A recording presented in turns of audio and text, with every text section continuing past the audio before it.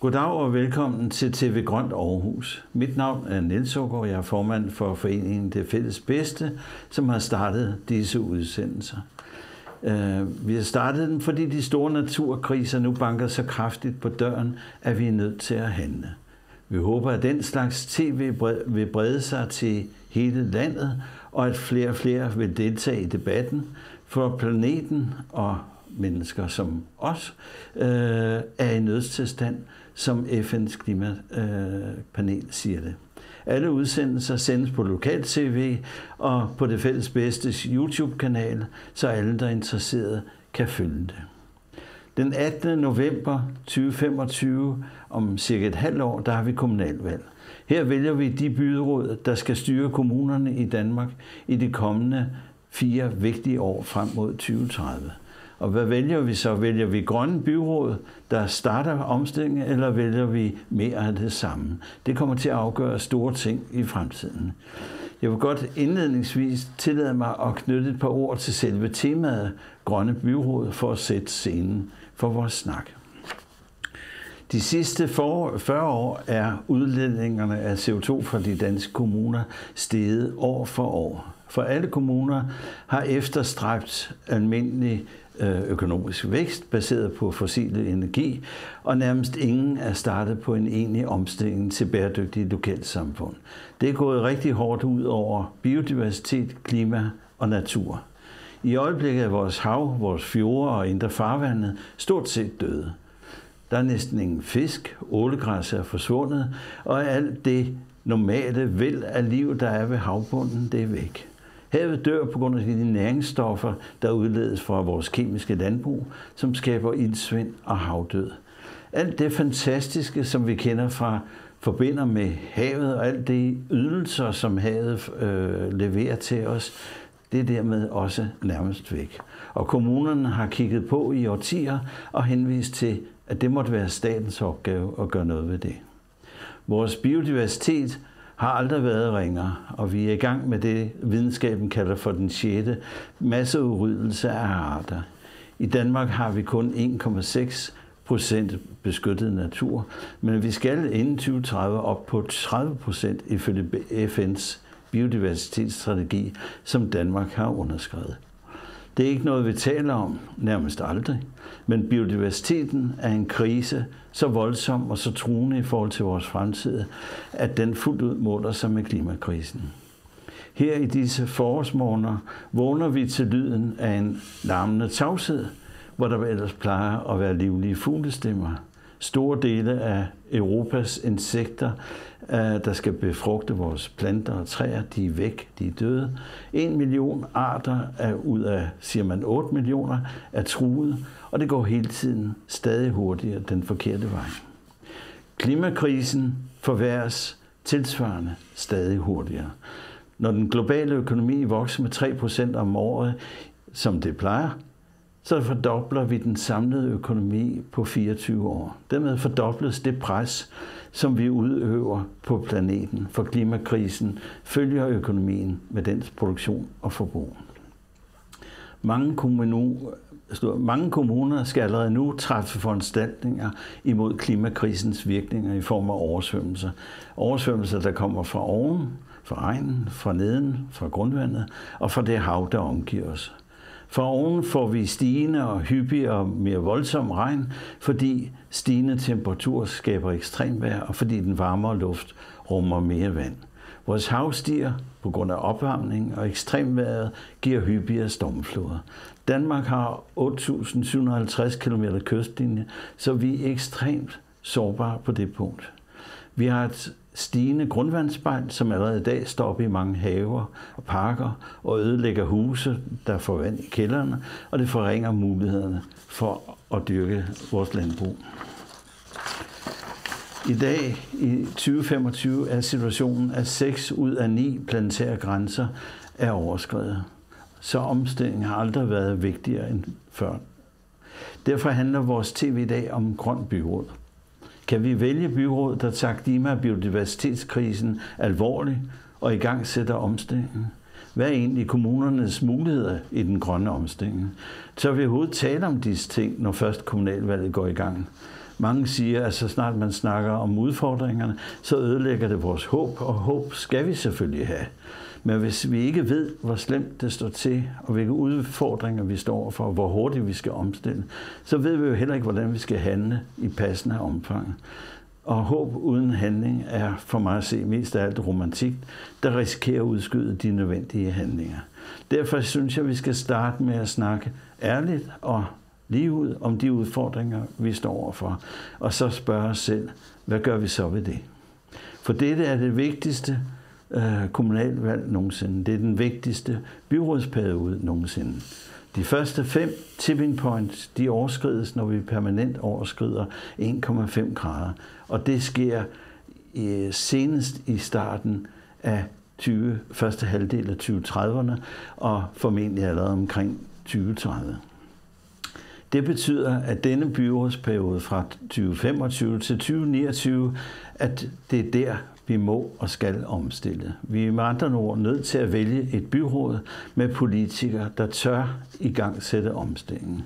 Og vi andre, borgerne, fællesrådene, NGO'erne, erhvervslivet, uddannelserne, må hjælpe vores byråd og borgmester med at passe på vores natur, biodiversitet og klima.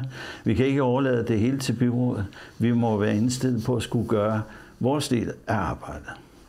Så meget til en indledning, og så vil jeg ellers gerne starte den udsendelse om Grønne Byråd med at introducere vores panel af 3 aktive borgere. Det er Kim, det er Maiken, og det er Erling. Og hvis I vil præsentere jer selv og svare på det her spørgsmål, hvor vigtigt er egentlig i jeres forståelse Grønne Byråd?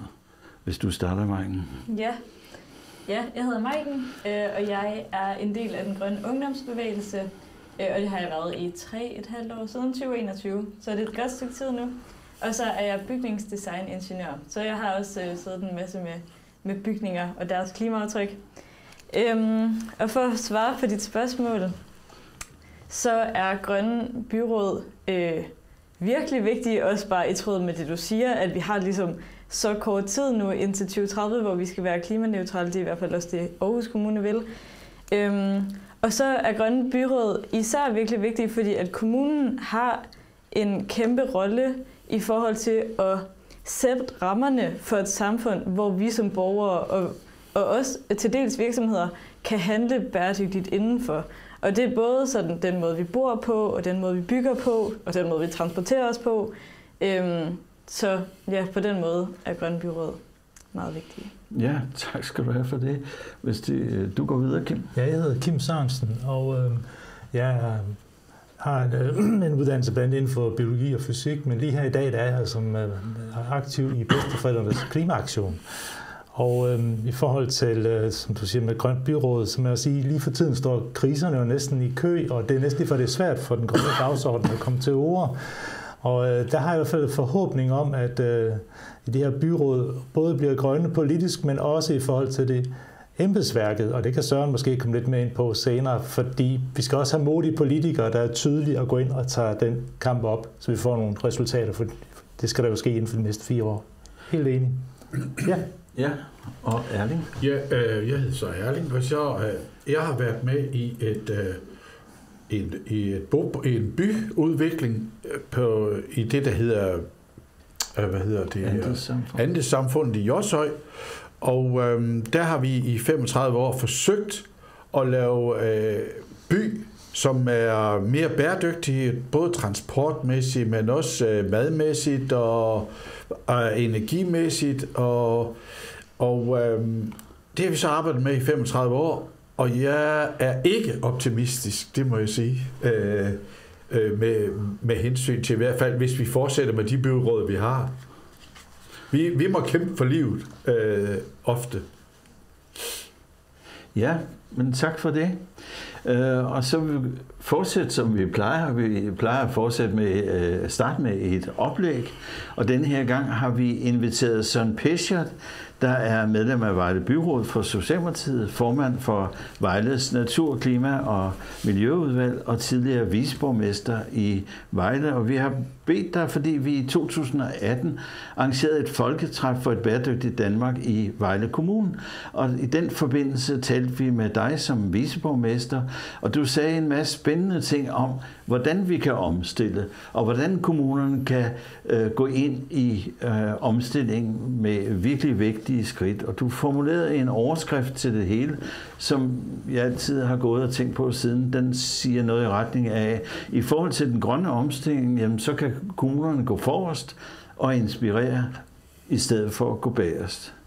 Og derfor har vi inviteret dig for at høre dine synspunkter som en erfaren kommunalpolitiker. Ja? Ja, tak for det, og tak fordi jeg må medvirke. Vi har jo mødt hinanden før, Niels, og jeg er meget optaget af, at det, I står bag, og følger jer nøje med jeres indslag rundt omkring.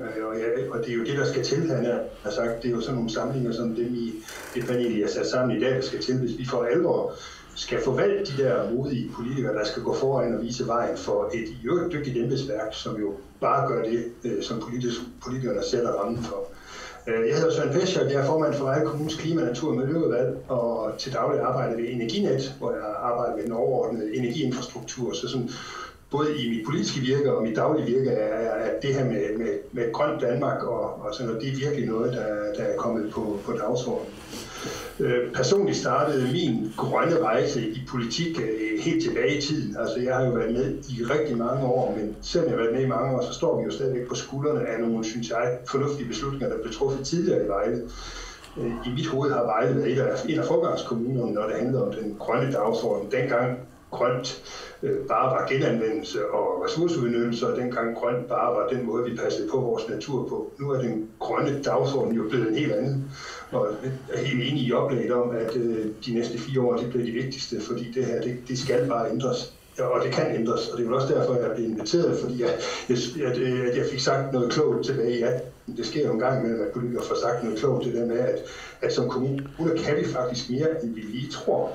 Og vi skal lade være med at gemme os under, at det kan vi ikke. Fordi vi kan rigtig meget. Vi kan rigtig meget, når det handler om lokalplanlægning. Vi kan rigtig meget, når det handler om vores egen indkøbspolitik. Vi kan rigtig meget, når det handler om den måde, vi tilgår vores borgere, og på den måde, vi indgår dialog med vores borgere på.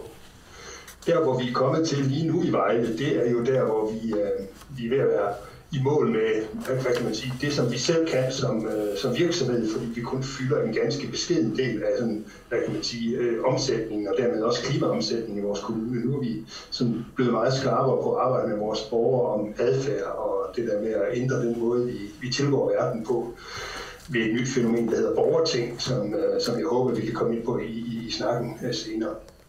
Min egen rejse mod det og virkelig være aktiv på den grønne dagsorden, det startede tilbage i 2012, hvor Vejle Kommune som den eneste nordiske kommune blev indstillet til det, der hedder Resilient Cities-samarbejdet. Altså Rockefeller-fonden har jo i de cigartilrøde lokaler i New York i mange, mange år udnyttet jordens ressourcer og gjort sig stinkende rige på grund af fossile brændsler. Så i anledning af deres 100-års fødselsdag, så blev de enige med sig selv om, at de ville give verden et grønnere impact. Jeg ved ikke, om det var greenwashing eller hvad det var, men de gjorde i hvert fald, at i Vejle fik sat en helt anden dagsorden. Vi introducerede det begreb, der hedder resiliens, altså modstandsdygtighed. Ja, et amerikansk udtryk for bæredygtighed måske, men vi fik det aldrig sådan rigtig rodfæstet i vores befolkning, men det var alligevel den måde, vi startede med at arbejde med den grønne omstilling på. Og så er det jo bare blevet ekstremt aktuelt. Altså, vi var jo heldige, at nogen for 2 år siden en sommeraften på TVA-redaktionen fandt en 72 timers optagelse af Vejle Fjord, hvor man fandt en skrubbe på 72 timer. Det var en gammel film, men det ændrer ikke ved, at den satte en ny dagsorden. Den har jo for alvor rykket ved det, der handler om. Ja, det er jo det, der er mundet ud i nogle af de tiltag, der er kommet omkring den grønne trepart, som jeg forventer mig rigtig meget af. Altså, jeg kan kun holde ud og være politiker, hvis der er plads til at være optimist, og hvis der er plads til at have et håb for, at vi kan ændre noget. Ellers så vil jeg ikke være lokalpolitiker. Så jeg tager det til mig. Du siger om, at man godt kan være lidt pessimistisk. Det kan man godt være, men der er et håb. Og de seneste års arbejde med blandt andet Vejle Fjord, det vi nu skal i gang med grøn trepart osv., fortæller mig, at det kan nytte noget, og vi rent faktisk kan begrænse næringsstoftilførselen til vores fjorde, og så stille og roligt forvente udviklingen. Det er 5 minutter over 12, men jeg tror på, at det kan lade sig gøre. På lige fod med alle andre kommuner har vi jo også både klimaplaner og klimamålsætninger og alt muligt andet, og forskellige dialogforer, hvor vi forsøger at løse vores store udfordringer. Der er det bare i mit hoved, den grønne trepart, der er så bredt politisk forankret, hvor man har bragt naturfredningsforeninger og landbrugsorganisationer ind til det samme bord med Naturstyrelsen og andre kloge folk og sagt, at det her det kommer til at ske. Der er investeret så meget politisk prestige, og egentlig også for en sjældent gangs skyld rigtig mange penge, altså 43 milliarder sådan i direkte penge, og så 10 milliarder fra Novo Nordisk. Og det lurer mig om ikke, der kunne komme flere penge, hvis det her det viser sig at være en vej til ligesom at fremtidssikre både nogle erhverv, men frem for alt fremtidssikre vores klimaaftryk. Vejle er jo i den grad kommet på landkortet, også når det handler om nedbør. Altså vi har både nedbør, men også jo altså stormfloder. Det er rent held, at vores by ikke blev oversvømmet her for 1,5 år siden, dengang der var en stormflod i den sydlige del af Danmark. Der var det bare vindretningen og et fremspring ud i 30 næste, der gjorde, at det ikke gik ud over Vejle. Men rigtig mange gange har vi jo fået det, man for nogle få år siden kaldte 100-årshændelser, altså nedbørshændelser, der er så massive, at vi ikke har en chance for at håndtere de vandmængder nede i en by af Vejles kaliber. Også der har vi jo brug for jer, borgere og organisationer til at råbe op og sige, at hvis vi skal løse nogle af de her problematikker, så skal vi altså gå noget lidt mere hårdhændet til værks over for lodsejere, der kunne finde på at stille sig imod, at vi låner deres engarealer eller græsarealer til at parkere noget vand nogle ganske få timer, hvis det er det, det handler om, for at undgå, at vores byer og vores bliver ødelagt, og infrastrukturen bliver ødelagt, og alle de penge, vi kunne bruge på bedre skoler og bedre veje og bedre ældrepleje, dem skal vi så bruge på at rette infrastrukturen op i vores by igen. Det giver jo ingen mening, hvis man kan parkere noget vand opstrøms i nogle arealer. Det kræver lidt hjælp fra lovgivningen, men må ikke der også der er en ændring på vej. Så det er sådan lige som hovedtemaerne for det, vi har arbejdet med de seneste år. Vi har jo på den rent politisk-organisatoriske del, der har vi jo nedsat nu et klima-natur- og miljøudvalg, hvor jeg så har fået privilegiet af at stå i spidsen for det udvalg nu i godt 3 år. Og glæder mig til kommunevalget, fordi jeg synes, jeg kan mærke, at vi har fat i noget. Jeg vil rigtig gerne have lov til at fortsætte. Jeg er jo blevet valgt til at være leder af den lokale grønne trepart, altså den geografi, der går helt fra Horsens og så ned til og med Flensborg Fjord, altså alt det vand, der leder ud til det savnomsbundne Lillebælt, og det er jo en kæmpe opgave, men samtidig jo et kæmpe privilegie at få lov til at være med til at, når jeg sådan skal holde de store skåltaler, så siger jeg, at jeg får lov til at være med til at nytegne Danmarkskortet, men det er jo i bund og grund det, vi har fået muligheden for med den grønne trepart. Det kan sagtens være, at det kuldsejler, og der går politik og særinteresser i det, men udgangspunktet er ret godt. Så derfor ser jeg sådan relativt fortrøstningsfuldt frem mod det kommende valg. Okay. Må vi stille et par spørgsmål? Meget gerne. Det første, jeg kunne tænke mig at spørge dig om, det var, at dengang vi snakkede sammen i 2018, der lagde du vægt på, at kommunerne kunne i gang sætte en grøn erhvervspolitik. Kan du sige, hvordan du synes, det kan ske? Ja, altså... jeg skal til byrådsmøde i morgen, og jeg sidder lige nu og døjer med en lokalplan, som minder alt for meget om præcis de samme lokalplaner, vi godkendte for 12-14 år siden. Altså, jeg synes jo, vi er skrækkeligt dårlige i kommunerne til at omstille os. Vi er skrækkeligt slemme til at forlænge verden med brædder, vi kender i forvejen. Den grønne erhvervspolitik, det er jo både de grønne arbejdspladser til vores rammerne for dem, men i mit hoved er det jo også at konvertere nogle af de slidte og udtjente industrikvarterer til at kunne observere noget af den udvikling, der kommer, særligt måske på den grønne dagsorden. Jeg bryder mig ikke om alle de der endeløse lagerhoteller, der nu tordner sig op ved samtlige motorvejsforgreninger i det her land, fordi at Temo og T. Hansen og Normal og hvad fanden de hedder alle sammen skal have distribueret en djævelens masse varer. Altså jeg synes, vi gør os selv skrækkeligt sårbare ved at have den tilgang til det. Jeg vil meget hellere, at det hele var, uden at skal vide bagstræberisk, at det hele var lidt mindre, og at vi var langt bedre til at tilvejebringe adgang til nogle af de kendte industriarealer, der står jo alt for mange tomme industriarealer. Det er jo rigtig, rigtig dårligt rent bæredygtighedsmæssigt. Og så vil det jo give os et rigtig godt image, hvis vi kunne blive stedet, hvor at vi, kommunen, kunne være med til at formidle adgang til brugte, udtjente industribygninger frem for endeløst bare at bygge nyt. Altså, der er jo den grad kamp om arealerne, og nu kommer den grønne trepart og bare vil have endnu mere arealer.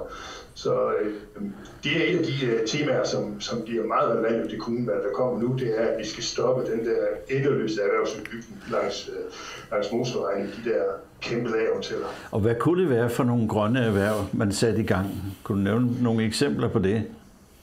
Ja, det er jo, hos os er det jo de traditionelle, altså vi har jo traditionelt Siemens boende i vores kommune, og vi har jo Velcon, et stort vindtårneprojekt liggende i den nordlige del af vores kommune ud til det overordnede vejnet, så det er nok typisk de der industrier, vi fortsat vil gå med. Og så arbejder vi jo på den grønne omstilling sådan helt lokalt, hvor at vi for eksempel i vores stolte erhvervsområde i Give, som er sådan et, ja, det er jo vores version af Herning, kan man næsten sige. Altså sådan de der stolte produktionserhverv er grundet i Give. Der skal vi lige have skabt den der storytelling om, at hvis de hæderkronede virksomheder i Give-området skal blive i området, så skal de simpelthen kunne stå ude på trappen og fortælle de japanske kunder, at det er overfor den der vindmølle, at vores strøm kommer, og derfor passer det godt ind i vores CSR-regnskab. Så den proces er vi i gang. Der er nogle ret store VE-anlæg i gang, og personligt er jeg meget mere til vindmøller, end jeg er til de der skrækkelige solceller, men vi slipper nok ikke for nogle af delene. Men jeg stiller mig op på enhver ølkasse og siger, at lad os nu få skabt noget vindenergi, fordi det udnytter arealerne bedre, end solenergien gør. Og stiller I nogensinde krav til, at de virksomheder, der kommer, skal overholde de planetære grænser? Nej, det gør vi ikke. Det tror jeg faktisk også, nu lyder det sådan lidt kedeligt politisk, men det tror jeg faktisk ikke, man må rent planlægningsmæssigt. Men man kan jo sige det i den indledende dialog, at i Vejle vil vi kun byde velkommen til virksomheder, der... Jeg tror ikke, du må ikke skrive det ind i en lokalplan, men du kan selvfølgelig arbejde hårdere for dem, der vil det, end for dem, der ikke vil det, og så kommer det jo til at ske. Kunne man forestille sig, at man i Vejle sagde, velkommen til alle virksomheder, der vil genoprette, altså genoprette de økosystemer, vi har ødelagt? Ja, sagtens. Som firmaer? Ja. Gør I det? Ja, altså, vi gør det ikke. Nej, vi gør det ikke. Nej, okay. Det er ikke et politisk flertal for. Det eneste, vi kan formå os til at gøre, det er, at vi kan hjælpe industriområder til ikke at udlægge de der endeløse græsørkner, når det handler om de tørårsblivende arealer, at vi der får lavet noget biodiversitet og noget, der er smukt at kigge på, som måske kan bruges af de lokale skoler og daginstitutioner, i stedet for at der er en stor plæneklipper, der skal ræse over det hver 14. dag. Så det er den måde, vi tilgår det på. Ja, okay. Hvis man nu tænker, at grøn erhvervspolitik, det er i mine forestillinger, det er det samme som donutøkonomi, nemlig at man forsøger at overholde FN's verdensmål, og man overholder de planetære grænser. Er det så donutøkonomi? Er det noget, der spiller en rolle i Vejle Kommune i jeres erhvervspolitik? Nej, det gør det ikke. Altså, vi må jo erkende, at vi er jo en blot styret kommune. Vi er med i den her konstituering den her gang. Sidste gang stod vi uden for konstitueringen. Ja. Så der er blot flertal i vores kommune, som mener, at det her, det kan markedet selv regulere. Det er gigantisk modstand af, fordi markedet skal nogle gange masseres til at komme de rigtige steder hen. Det er der masser af gode eksempler på. Men står Socialdemokratiet så for en donutøkonomi? Nej, det gør vi ikke. Nej, okay. Fair nok. Hvis I skulle sætte initiativer i gang for grøn erhvervspolitik, kunne man så forestille sig, at I begyndte at snakke om begrønne husfacader, komme solenergi på huse og tage og begynder... Ja, helt sikkert. Vi var jo faktisk, uden at pusse bloderen for meget, så var vi jo faktisk den første kommune i Danmark, der fik skabt det der kommunale energiselskab, som skal til, for at man må sætte solceller op på kommunale arealer. Altså det er jo skrækkeligt, som lovgivningen clasher imod hinanden i det her land. Og det er jo den ene dårlige undskyldning efter den anden. Men igen der tror jeg, at det politiske prestige, der er investeret i den grønne trepart, kan hjælpe os. Og der har man jo også nedsat en taskforce, som skal udjævne nogle af de her lovgivningsmæssige obstruktioner. Ja. Tak skal du have. Ved du hvad, Søren, jeg kunne godt tænke mig lige at komme ind omkring nogle konkrete sektorer. Hvad gør I i forhold til transporten? Det står i hele Danmark for 30% af vores udledninger, og i byerne typisk for mere, altså for eksempel i Aarhus står det for 50%. Hvad gør I i Vejle for at skabe grøn mobilitet? Ja, vi har jo budt ind på hver gang, at man kan få noget statslig medfinansiering til nogle supercykelstier og så videre, og så har vi jo også elcykelkommune, tror jeg, vi er udnævnt som, fordi vi er den kommune i Danmark, der har flest elladestandere til cykler. Men det er jo ikke noget, der er sådan for alvor er kommet ud at flyve. Vi har jo også vi har 2 store gymnasier, hvor vi har indledt et samarbejde om, at alle dem, der bor mere end 8 km, eller mindre end 8 km væk, de kan ikke få en parkeringsplads.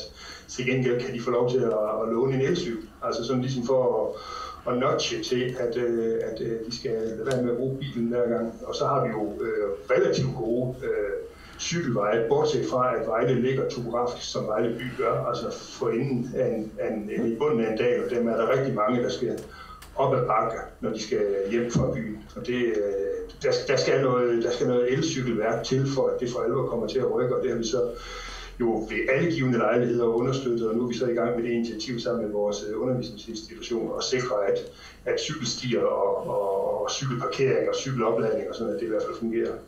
Og tror du, man kommer et stykke ud af grøn mobilitet uden at begrænse bilismen?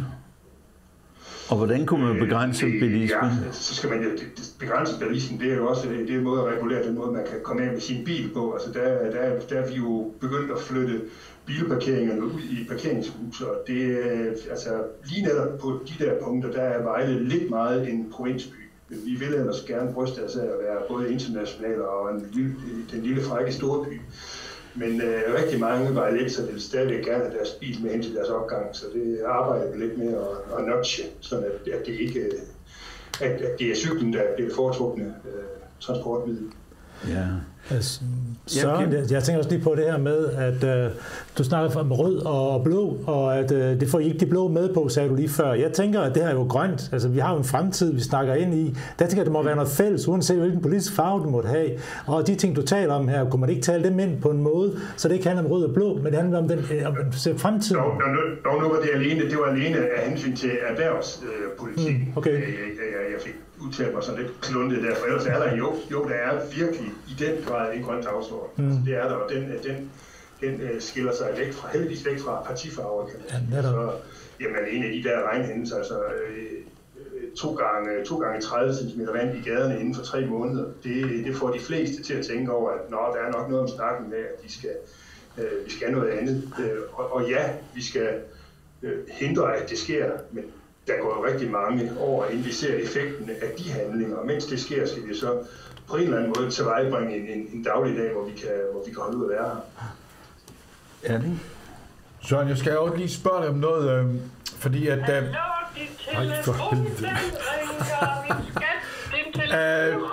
Lige et øjeblik. Det var en god ringetone. Ja, det er jo min kone, der indtalt den. Men jeg skal lige...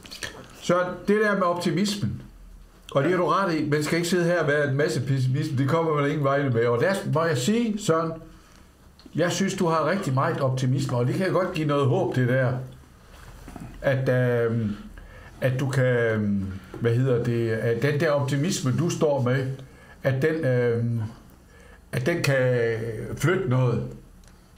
Og så skal jeg spørge dem om det der med,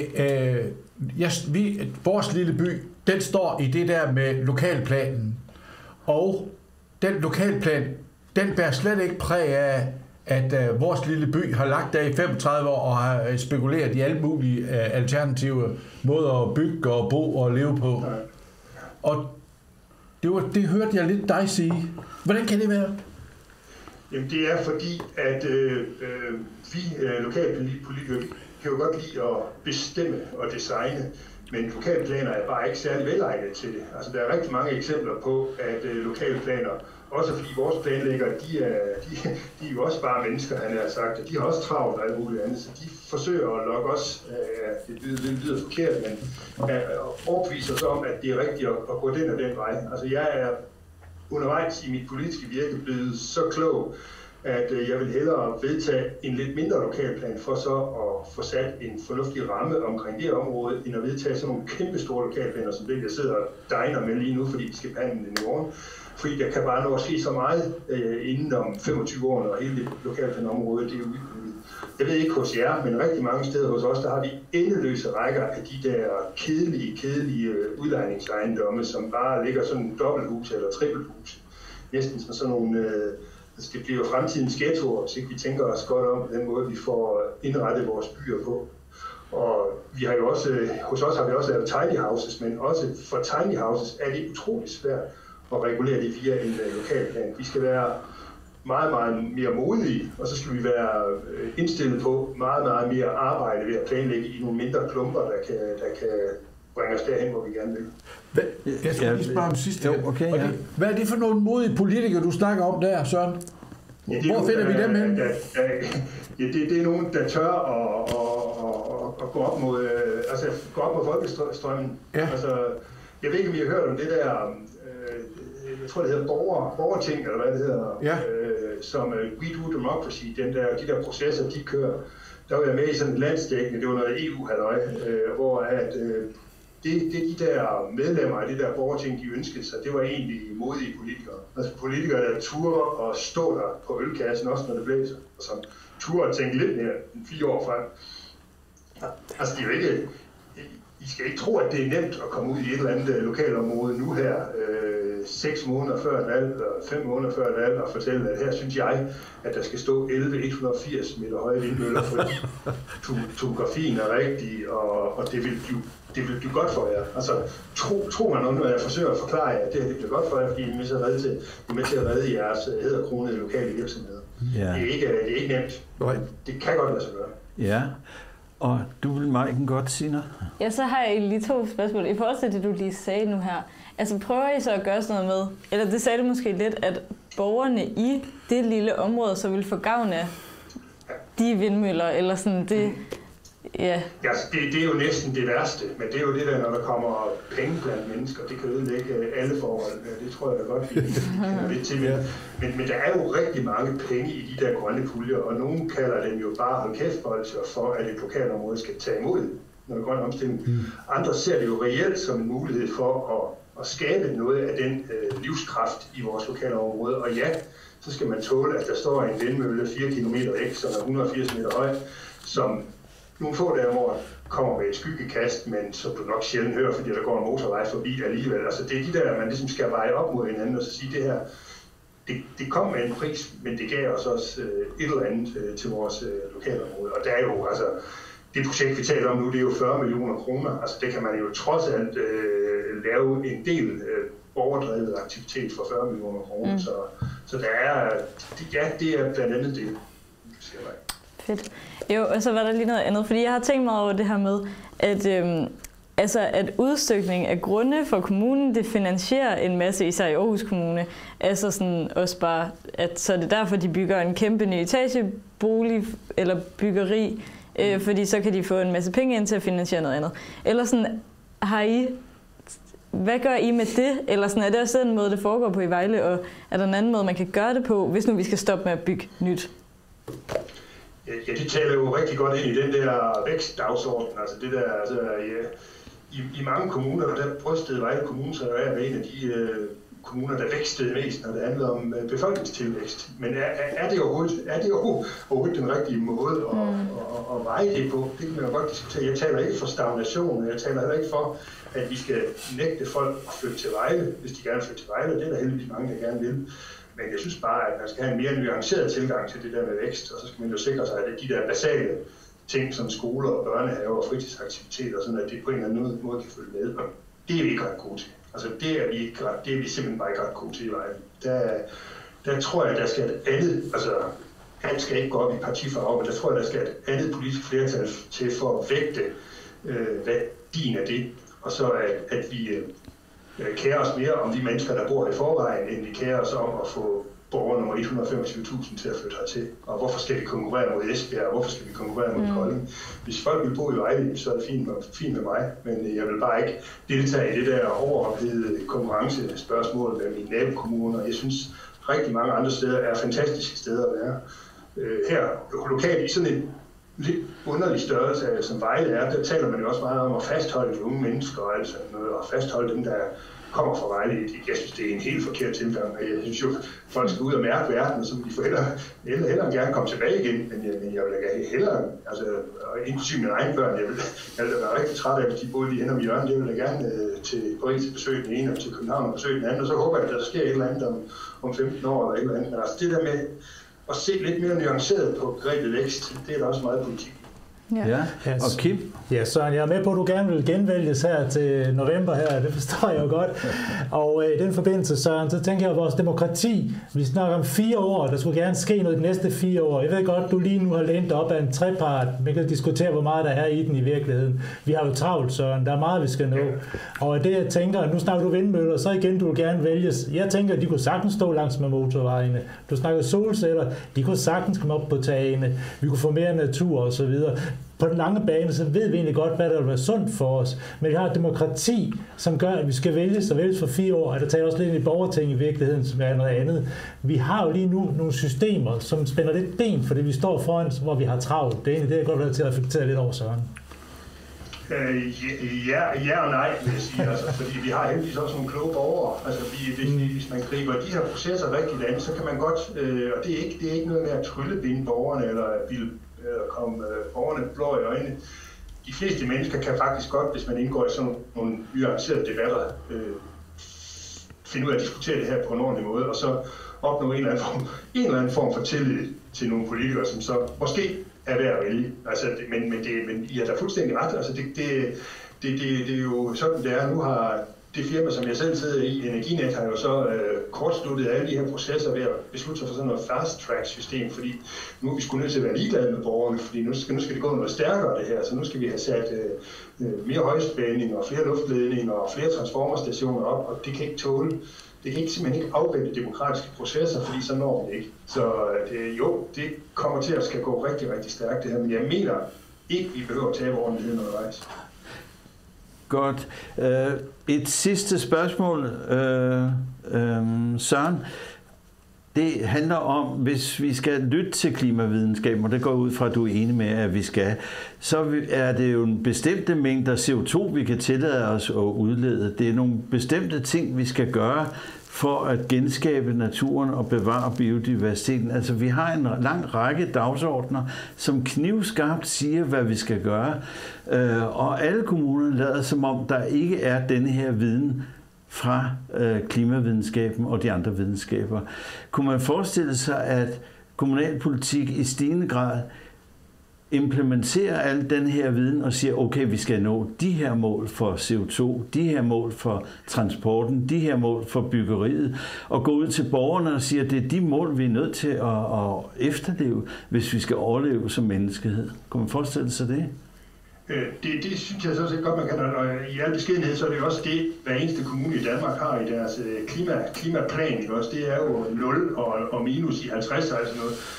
Så på den parameter, men det der med, et er jo vedtaget i en plan, men det er jo så at få det til at ske i virkeligheden. Så hvad det angår, tænker jeg, at der er ret langt, også fordi at lokalpolitikere er jo også bare mennesker, og lokalpolitikere tror jeg også har svært ved at forholde sig til det der begreb CO2. Man kan bedre forholde sig til konkrete klimahandlinger, som jeg synes er meget, meget sjovere at arbejde med, fordi at du kan skabe, altså du kan få flere bundlinjer inkorporeret i den samme løsning.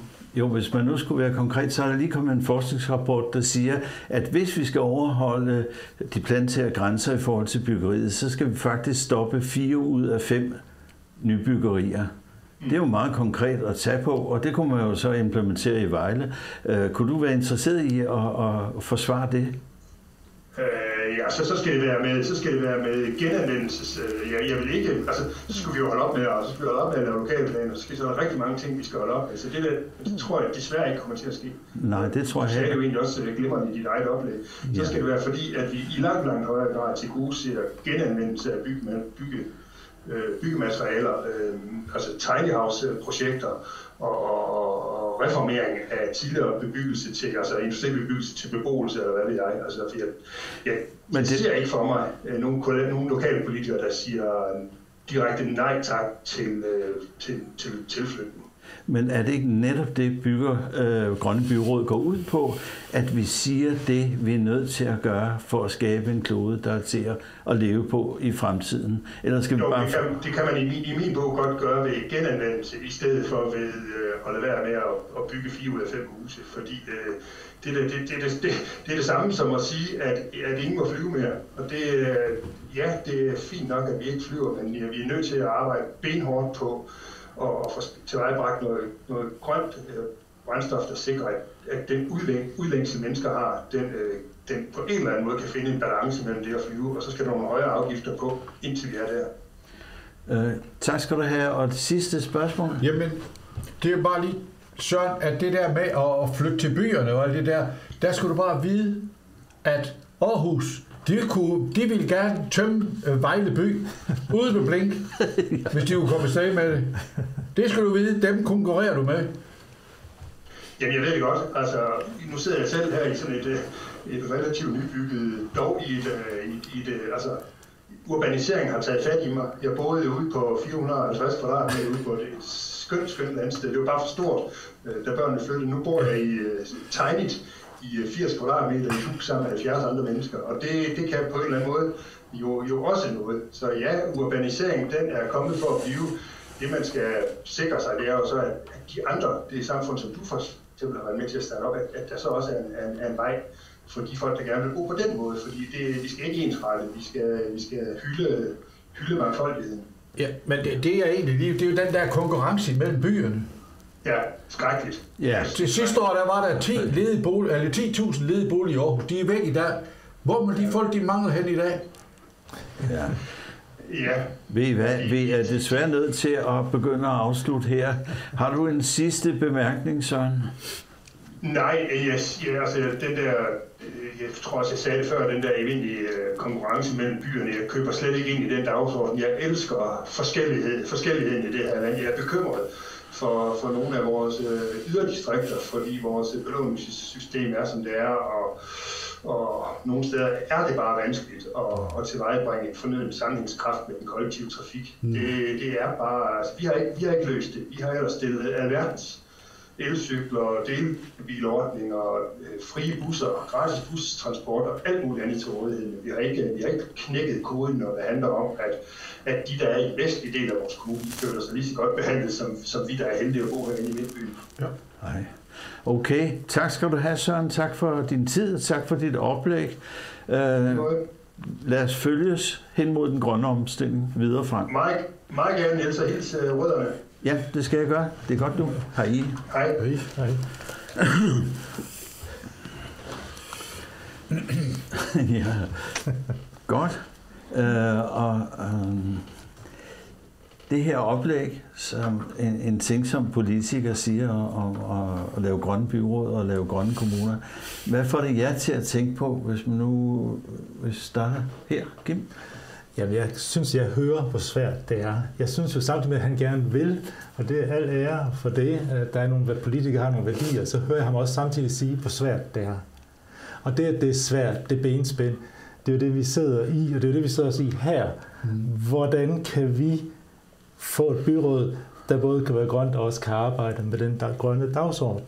Og jeg hører ham sige, at det er svært at arbejde med den grønne dagsorden.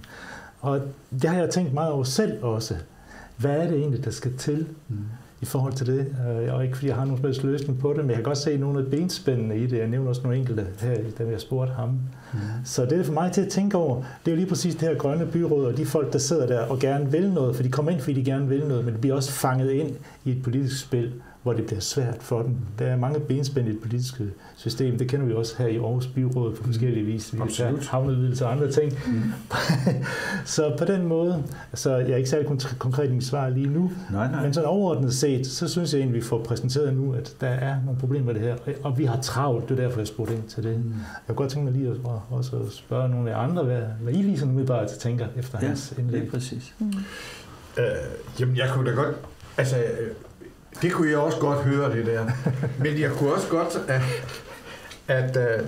at Søren han havde nogle begrænsninger, altså, som jeg godt kunne have gået ud over. Der var sådan noget med det der med CO2 og genanvendelsen, og der var han måske ikke lige så klar til at sætte foden ned. Men det er da rigtigt nok, at jeg kan, altså det kunne være rart at vide, hvad er det, der gør det så svært? Har de ikke, er deres rammer for snævre, eller hvad? Ja. Jamen, jeg sidder og tænker... Det er, du ved det. Nej, men jeg ved det virkelig ikke, og jeg sidder og tænker sådan... Man kan også høre på ham, at han hele tiden kommer ind i, at sådan, man vil ikke putte noget ned over borgerne, eller sådan tvinge nogle adfærdsændringer igennem, fordi jo, for det første så bliver man nok ikke valgt igen, så... Eller sådan, der skal ligesom være en fælles forståelse om, at det vi skal, imens byrådet så også skal vise vejen frem. Eller sådan, det er en ret svær balance egentlig. Men det er også derfor, jeg synes faktisk, det er ret fint, at han snakker om borgerting, fordi det har jeg ikke hørt særlig meget fra kommuner egentlig. Og jeg kunne ikke lige fornemme, hvor meget de havde haft det ind i forhold til beslutninger og sådan noget. Men det er jo i hvert fald noget, hvor man så kan få lov til at tænke lidt mere langsigtet, og borgerne faktisk kan være med til at diskutere, sådan, hvad kan de reelle sådan handlinger være. Ja, det forstår jeg rigtig godt. Og det kunne være en rigtig god idé at have et borgerting, fordi det kunne måske ligesom legitimere mere grønne tiltag. Og det kunne måske også være en rigtig god idé, hvis vi ligesom tænker, at klimavidenskaben skal langt mere på banen i debatten. Altså, hvad er det, vi kan tillade os, og hvad kan vi ikke tillade os? Nu nævnte Søren det her med fly, og det ville være det samme som at sige stop for flyvning. Men det er måske i stort træk det, vi er nødt til at gøre inden for flyvning og tilsvarende andre steder. Det er jo netop det, den der forskningsrapport, jeg henviste til med 4 og 5 nybyggerier skal standses. Det handler jo om, at forskningen inden på det her område siger, at vi kan ikke tillade os at bygge mere. Og det skal befolkningen jo et eller andet sted forstå.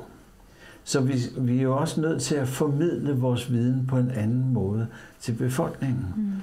Og så tænker jeg, at det måske kunne være en idé, at man havde, altså i stedet for ligesom at lade erhvervslivet sige, hvad de har lyst til, og så bygger de måske meget traditionelt, eller udvider industrien meget traditionelt, så kunne man måske også sige, jamen hvad kunne være de grønne løsninger? Altså, hvilke firmaer, hvilke typer af virksomheder kunne det være, som driver fremtidens grønne omstilling?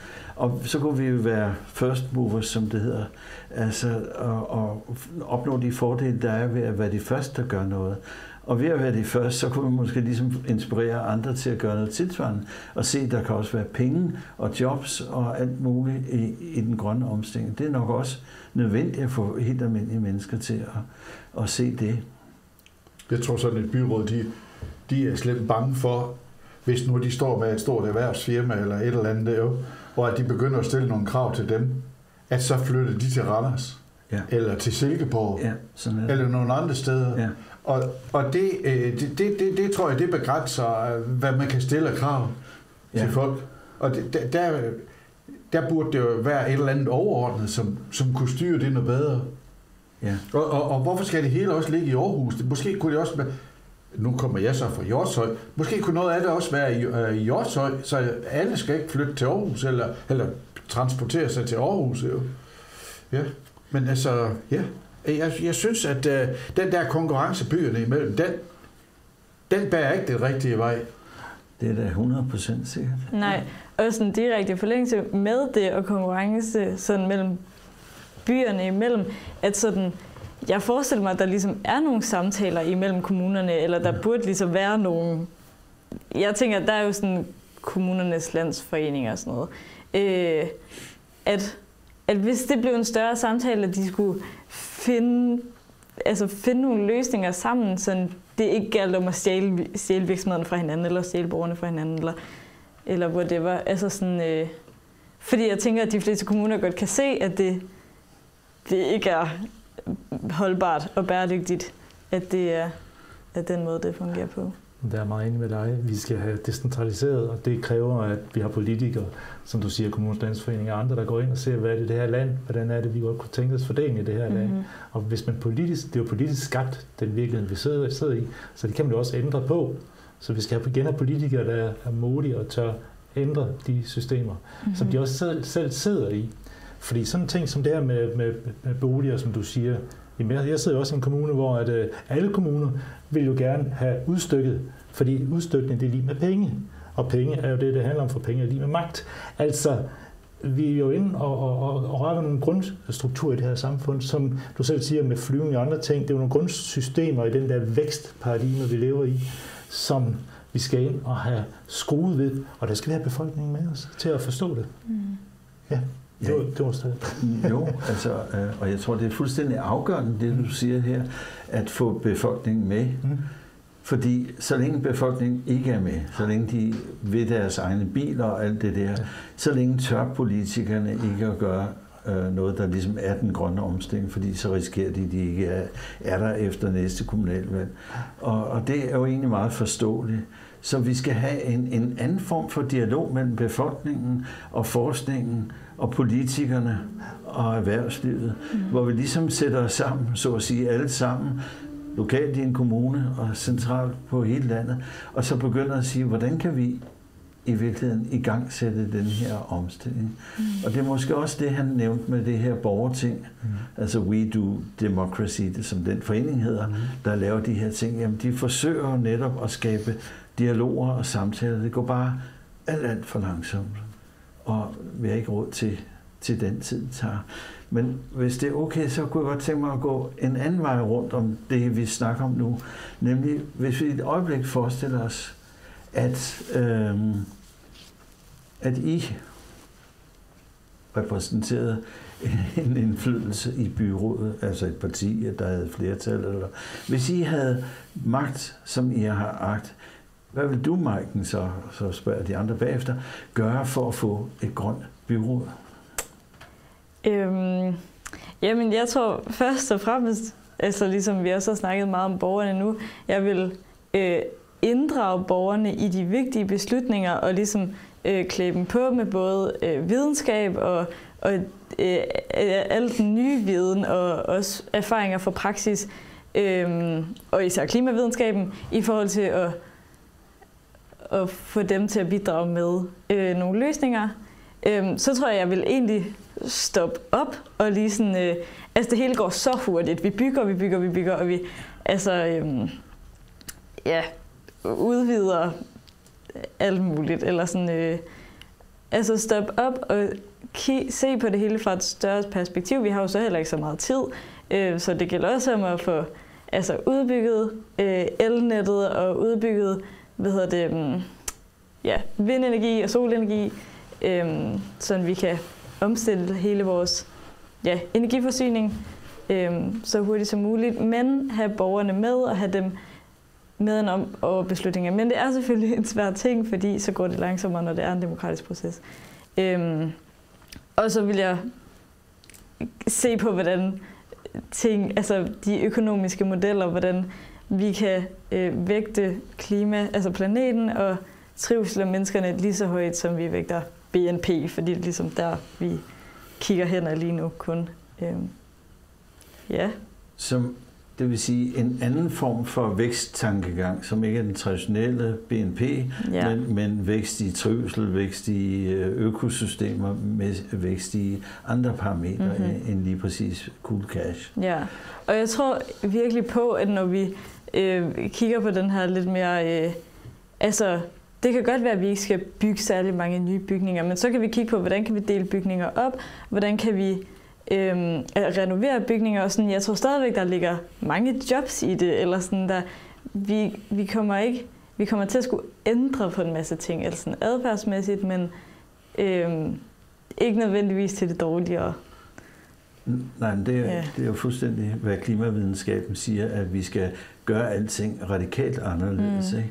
Og det første, du var inde på, det var det her med dialog med borgerne og borgerting. Og det, man har oplevet inden for det område, det er jo, at hver gang borgerne får at vide, hvad klimavidenskaben ved, så kommer de med nogle meget radikale forslag til, hvad man skal gøre. Ja. De lytter faktisk og tager det alvorligt og kommer med de forslag. Og det kunne man jo gøre i større skala med en hel by, en hel kommune osv., for at gøde grunden for, at der kommer nogle reelle omstillinger. Ja. Ja. Erling, hvis du får det samme spørgsmål, hvad vil du gøre? Ja, jeg tror, altså jeg kunne godt tænke mig, at embedsværket, de også kom igennem en proces med mere borgerinddragelse og afsat mere tid til det. Jeg har hørt en rådmand sige, at en streg er slået, så er den slået, og så er det den vej, vi går. Men så jeg tror, at det er i hvert fald også en del af det der med at være politikerne, der har, du er også inde på det, fordi at sådan som jeg oplever det i dag, så er det mere, så er det top-down, og ikke så meget nedefra og opad. Jeg synes ikke, der er meget respekt omkring det, der kommer nedefra, altså fra borgerne. Det bliver nedprioriteret. Og det synes jeg, for eksempel via embedsværket, at det burde der være taget mere, hvad skal man sige, jeg synes, vi som borgere bliver undervurderet i processen. Fuldstændig. Det er også min oplevelse. Ja. Og at skabe andre relationer mellem forvaltning, politikere og borgere, det kunne være vigtigt, fordi forvaltningen sidder faktisk med en masse viden, som du er inde på. Kim? Og rent konkret kommer du vende dem rundt hver onsdag formiddag, de her embedsfolk, og så sige til dagligt, så servicerer de politikerne, men hver onsdag formiddag er de borgerne, de servicerer i stedet for.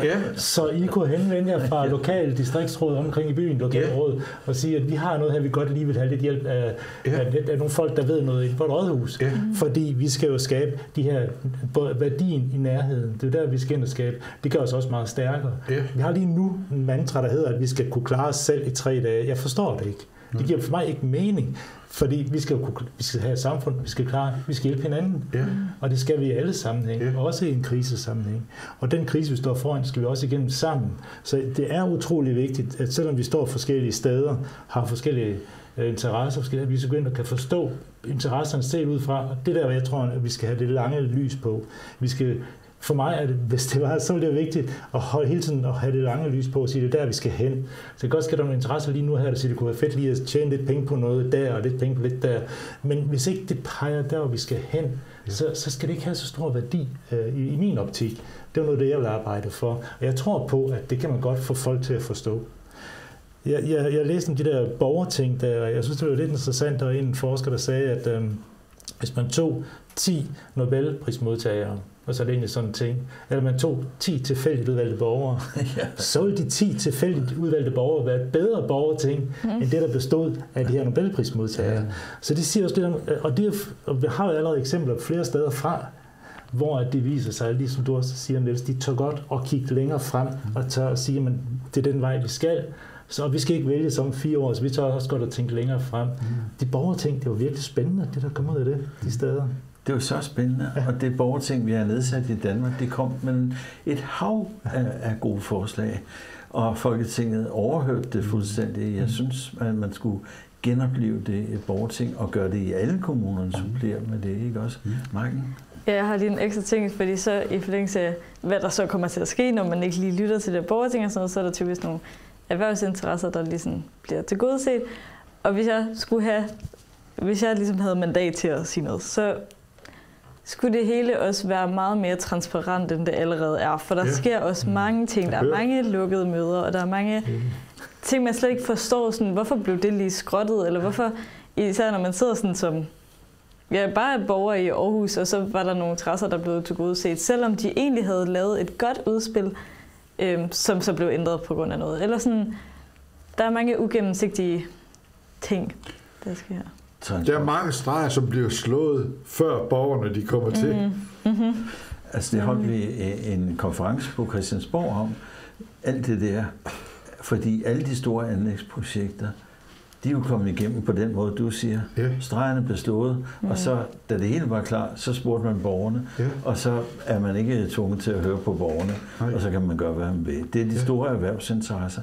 Så det fortæller os jo også, at vi er nødt til at ændre interesserne hos erhvervet. Altså erhvervet skal forstå, at hvis I vil overleve, så skal I tænke ud over den næste kvartalsbundlinje, og tænke ind i det langsigtede.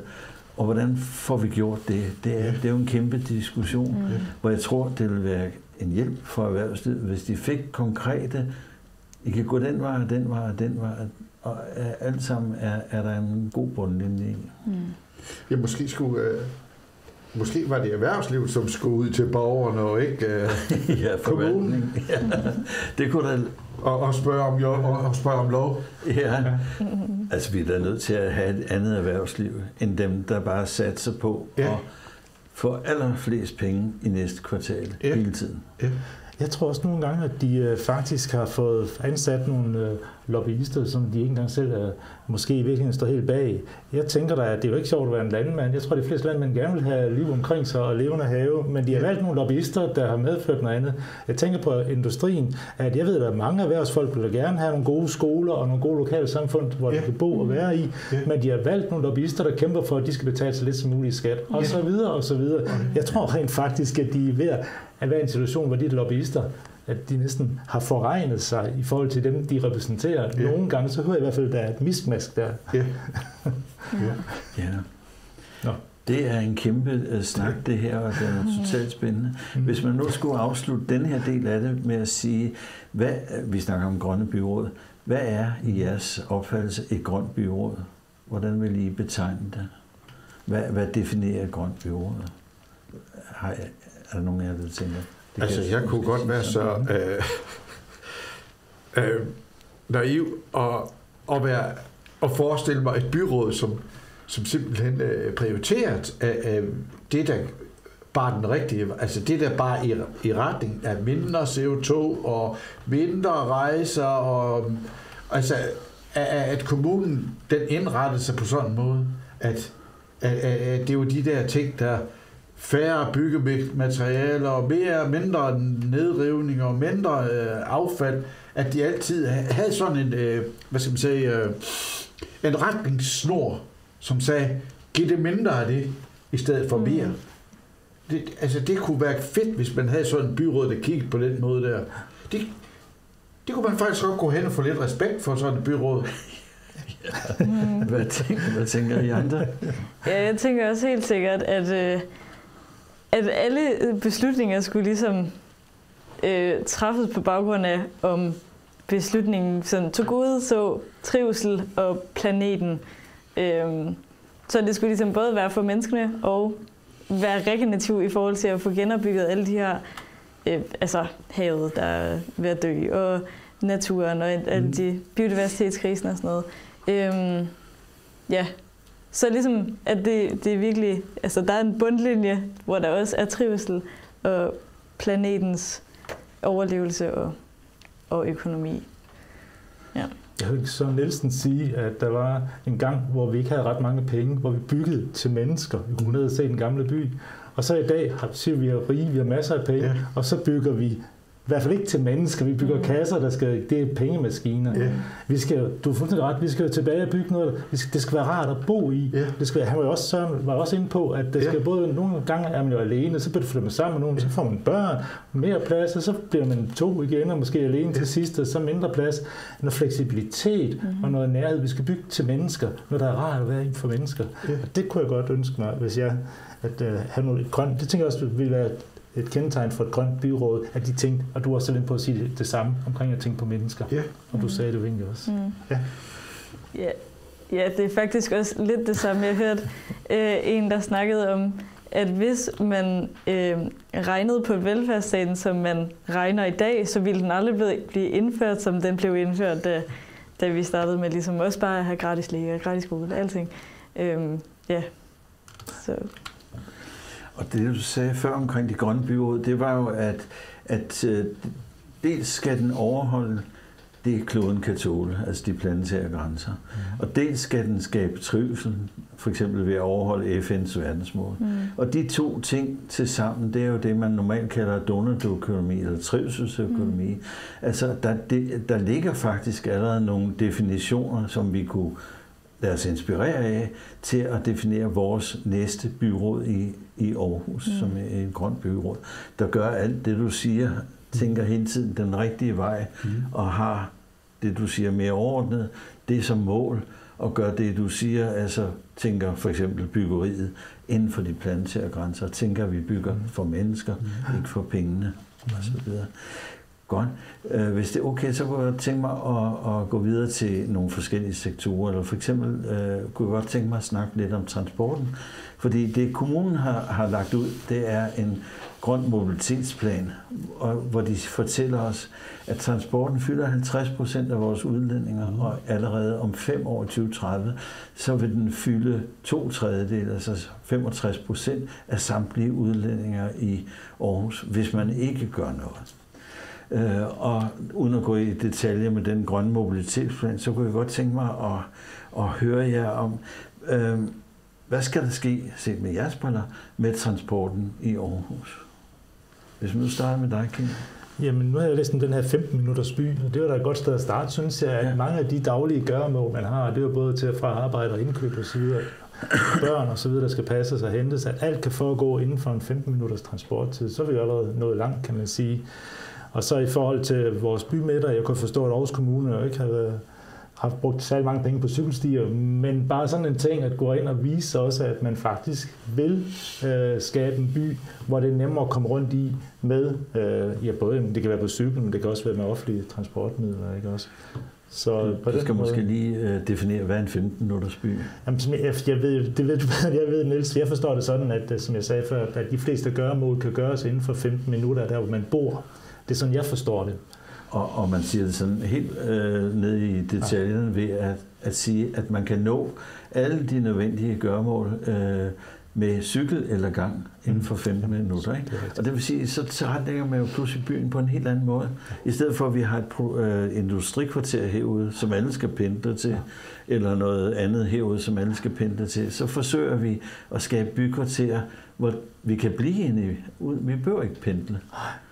Så 15 minutters by, det var for mig at se en vigtig ting. Ja. Og det er jo forhold til byen, og så transport der. Selv Aarhus Kommune har jo også nogle mere tyndt befolkede områder, kan man så sige, og der er jo også folk, der bor der skal transporteres, så det skal selvfølgelig gøres på en anden måde. Det er bare lige for at sige, at debatten er større end bare lige som så. Det skal man også tænke ind i det i virkeligheden, fordi det handler om lige nu er privatbilismen, det er billigt for folk i forhold til at skulle bruge det offentlige i hverdagen. Og det er der så rigtig mange, der benytter sig af lige nu. Og ja, det var det, jeg ville sige om det. Og hvad tænker I? Altså, hvad skulle der ske for, at transporten blev grøn? Altså, nu synes jeg faktisk, det Søren snakkede om med, at for eksempel at elcykler havde de gjort ret let tilgængelige for borgerne. Det synes jeg var ret spændende, fordi jeg ser bare, at de mennesker, jeg møder, der så har fået en elcykel, er sådan, wow, det er så smart, og vi er lige udenfor i en halv time, og vi er lige, eller sådan, alle kan ligesom se værdien i det. Og så tror jeg helt sikkert også, at vi virkelig skal sådan, sætte incentiv på at få udbygget vores kollektive transport, så den også bliver altså, højklasset og attraktiv, og den kommer hyppigt og sådan giver meninger at bruge. Og så især det her med, at nu har vi bygget efter biler, eller sådan udvidet vores vejnet, og ligesom har haft bilerne i centrum siden, jeg ved ikke, 70'erne, 80'erne. Og det er ligesom noget, man glemmer. Det er bare, fordi vi har levet med det i så mange år nu, er det ligesom en default, at bilerne skal have ret. Og jeg synes, det er svært, hvordan jeg tror, det skal ske lidt hen ad vejen, men det er i hvert fald en vigtig samtale, at sådan, alle os, der ikke har en bil, har jo slet ikke noget plads i byen nærmest, fordi der er biler over det hele, der er veje over det hele, og så jeg tænker især det her med sådan at argumentere for os, at det giver mening, at vi udbygger vores cykelnet og dedikerer vejbaner til offentlig transport, så det også bliver mere attraktivt at tage bussen, fordi den også er hurtigere end bilerne, fordi der kommer kø og sådan. Det var lidt nogle forskellige ting. Ja, mere kollektiv trafik, mere cykel. Og hvad tænker du, Erling? Jamen, jeg tænker lidt på, at nu har de udbygget det der letbanen, og så egentlig så kan jeg godt ligesom høre på politikerne, at det, der ligger langs med letbanen, det skal transporteres ind til Aarhus. Men det kunne jo også godt være omvendt. Altså det behøver det ikke at ligge i Aarhus, det hele. Måske kunne de også lægge noget lidt længere ud, og hvor man så kommer op på de der 15 minutters by i stedet for. I stedet for at lave alle de der til sovebyer. Og at der ikke er noget liv i de der lokalområder, og det de kalder wannabe-landsbyer. Ja, sikkert. Altså. Og det kunne jeg da godt forestille mig, at det kunne være... Men det er jo sådan lidt mere en langsigtet plan, men selvfølgelig skal der også være plads til cykler og sådan noget. Ja. Altså her i efteråret, der havde Det Fælles Bedste en række temamøder, hvor vi spurgte borgere i Aarhus, vi spurgte eksperter, vi spurgte NGO'er og så videre. Hvad skal der til for at få en grøn mobilitet? Er denne her plan som kommune med, er det grøn mobilitet? Ja. Og så kom der en lang række kritikpunkter af den grønne mobilitet, så kom der en lang række forslag, som vi så har udgivet som nyhedsbrev. Og hvad hedder det? En af de ting, det er et af nyhedsbrevene, der ser sådan noget, men en af de ting, folk nåede frem til, det var, at vi er nødt til at have mange flere busser, elbusser, i egne vejbaner eller busgader, fordi så sikrer vi en fremkommelighed. Hvis vi så samtidig gør det billigt eller gratis at være der, hvis vi samtidig sørger for, at de har en vis sådan, komfort, så kan vi måske få folk til at se fordelen ved at komme frem i en bus til tiden, frem for at sidde i en bil i en kø. Så det var noget af det. Og forskere har snakket om at omprogrammere, et ord jeg ikke kendte, motorvejen, altså for eksempel i stedet for at bygge en jernbane til Silkeborg, eller gøre noget tilsvarende, eller en tredje motorvejsbane til Silkeborg, jamen så kunne man også sørge for, at busserne fik en vejbane i hver retning, sørge for, at det var højfrekvent, altså med mange afgange, og sørge for, at det var billigt, det jeg lige sagde før. Så det var måske noget af det, altså virkelig satse på, at busserne kan noget, hvis de er el, fordi de kan transportere lige så meget som 1 kilometer kø af biler, som Nora forklarer engang. Og en anden ting, det er nået frem til, det er cykelgader, og er en kæmpe ting. Altså i Paris har man erfaring med at omlægge almindelige vejbaner, hvor der er kørt biler, til cykelgader. Og pludselig så er der en helt anden by, hvor der ikke er støj, og hvor der ikke er alt det der. Og så skal man samtidig tænke bilerne ind i det med park and ride anlæg det forestår folk, i omegnen eller periferien af byen, så man kører derind til, og så bytter man til kollektiv trafik eller cykling og så videre, ikke også? Og det vil sige, hvis nu forestiller os, at vi havde haft et borgerting, og at dets anbefalinger blev taget tilstrækkeligt alvorligt af byrådet, så havde man jo i form af de anbefalinger, som eksperter, forskere, NGO'er og så videre var kommet med, så havde man jo faktisk en hovedplan til at omstille til grøn mobilitet, ikke? Og lige nu, der er det, man har tænkt sig at omstille, det vil maksimalt reducere CO2 til 112.000 med 112.000 tons per år. Hvor udledninger alene fra den vejtransporten, det er 680.000. Det vil sige, at man når ikke op og reducerer det hele. Og så har man heller ikke taget skibe, alle slags skibe, og fly og tunge lastbiler osv. Det vil sige, at opgaven er meget større. Faktisk så regner vi os frem til, at 6% af det, man reducerer CO2 med de givne forudsætninger. 6%. Er det så stadigvæk en grøn mobilitetsplan? Spurgte vi dem, der har lavet den om i sidste udsendelse. Og så fik vi et svar, som egentlig er meget dækkende for mange ting, nemlig, vi har et demokrati, og vi er nødt til at gøre det, som de valgte repræsentanter dikterer. Og så er vi tilbage til diskussionen for før. Ja, det var spændende at se, hvem der bliver valgt. Ja, det er det, der er spændende, fordi man kunne forestille sig, at Aarhus gik helt amok og sagde, at det er faktisk vigtigt, at vi har en fremtid. Og derfor skal vi have grønne politikere. Jo.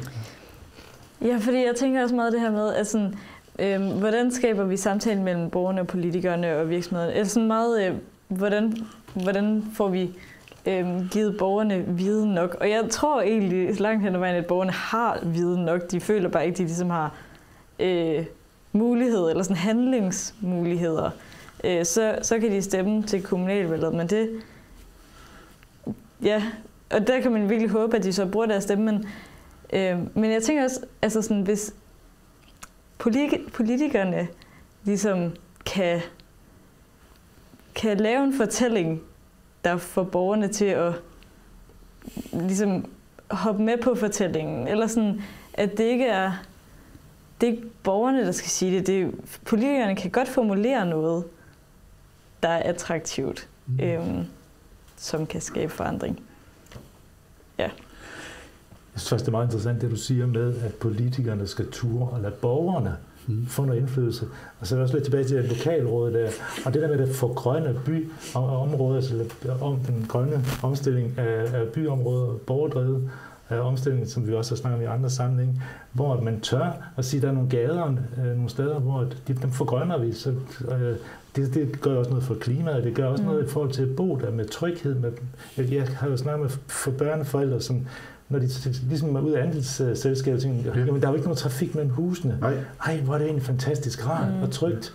Så vi får så mange gevinster med, og dem skal vi i talesæt. Dem skal vi have politikerne til i talesæt, og male den der mulighed for en helt anden nærhed og samvær. Den tror jeg på godt vil kunne gøre noget for borgerne, faktisk. Altså, det tror jeg er vigtigt, at folk kan godt se det billede for sig.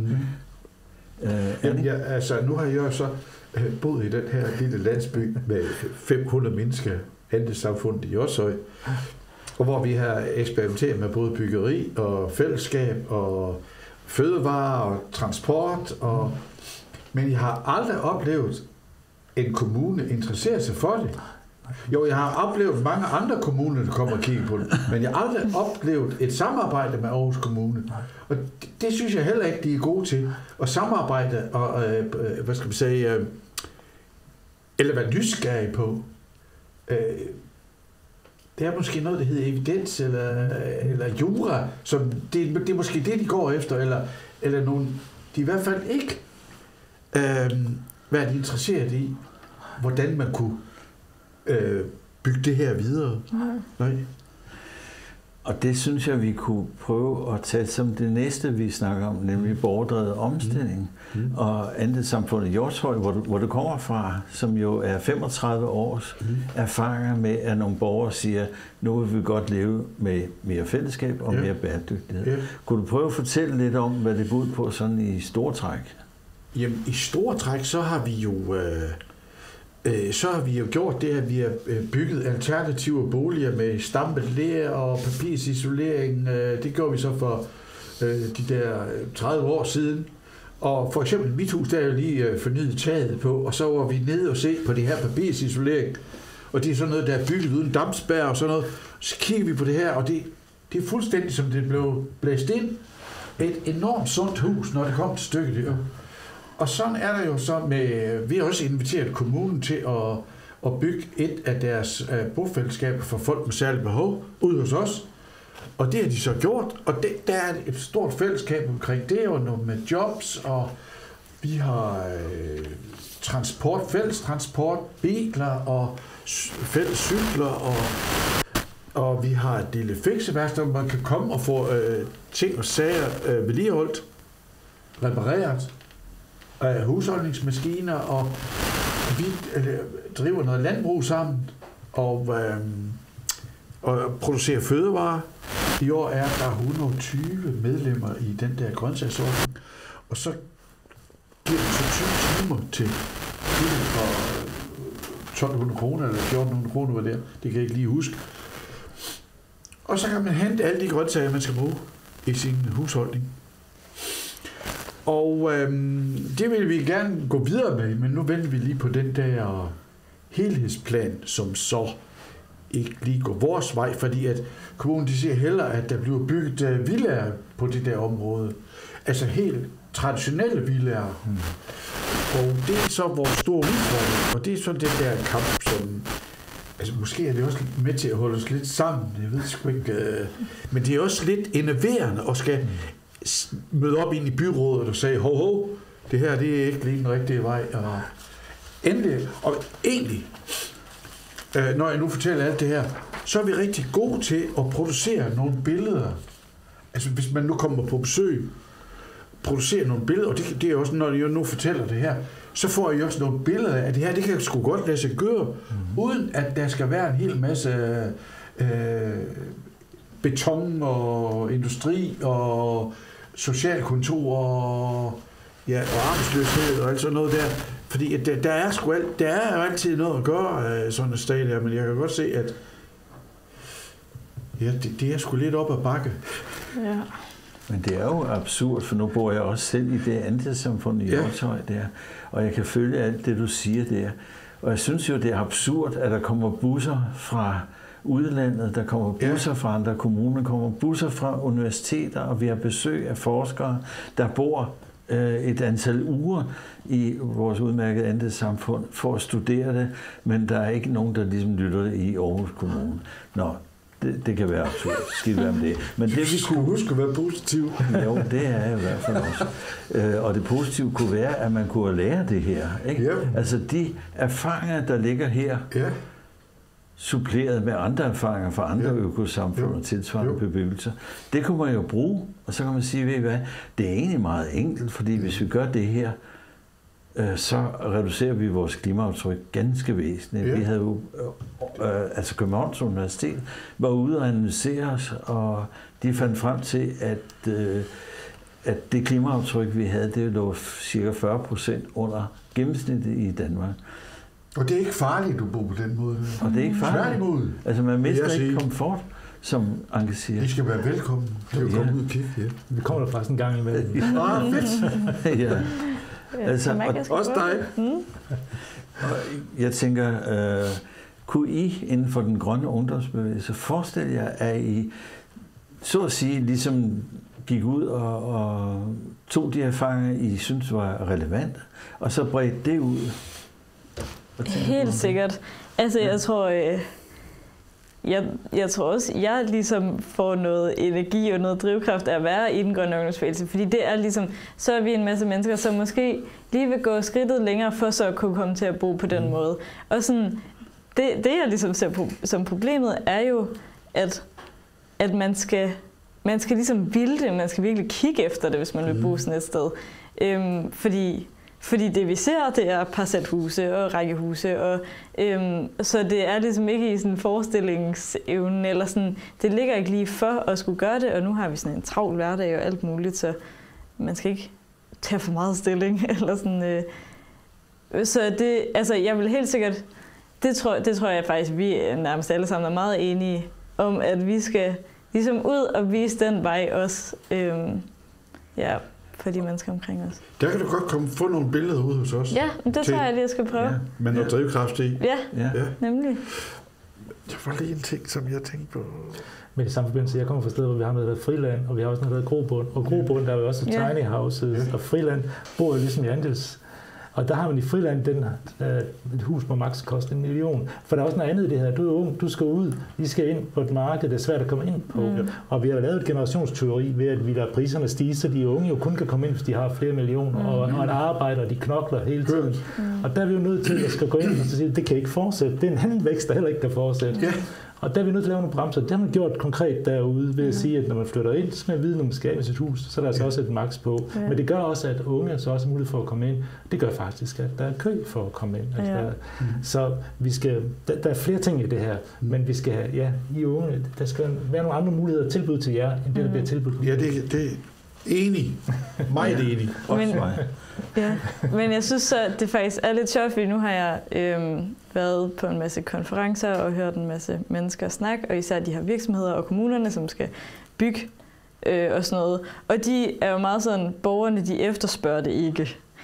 Men det er bare sjovt at høre, at sådan, kommunen har engang været ude og se, hvordan det kunne ske. Eller sådan, de sætter heller ikke rammerne, eller sådan, rykker på noget, der kunne gøre, at borgerne skulle kunne forestille sig det. Ja. Kunne man forestille sig, at vi det fælles bedste, andre gode mennesker, organisationer osv., gik sammen med den grønne ungdomsbevægelse og sagde, nu skal vi prøve at omsætte det der lidt mere svævende, men lidt mere generelt, til noget meget konkret. Hvordan kunne man indrette Aarhus, så at sige, som Aarhus nu er i dag, efter nogle af de her principper? Og jeg spørger også, fordi at sidste år der havde vi en debat om helhedsplanen, og der var der mange positive, konstruktive kræfter, synes jeg, omkring vores landbrug og vores høsteri og vores skov og hele det, vi har indrettet der. Og det fik nogle af byrådsmedlemmerne til at stille forslag om, at vi brugte de eksempler der fra landbruget, fra andelssamfundet, til at gøre noget tilsvarende andre steder i byen. Ikke? Men man kunne ligesom brede det ud og så sige, er der nogle principper, vi kan bruge til at indrette andre former for bolig, andre former for erhvervsliv osv.? Ja. Jeg tænker helt sikkert det her med, at alle ligesom er der også for bidrag, eller har lidt en ejerskabsfølelse over stedet, og man er der sammen med hinanden.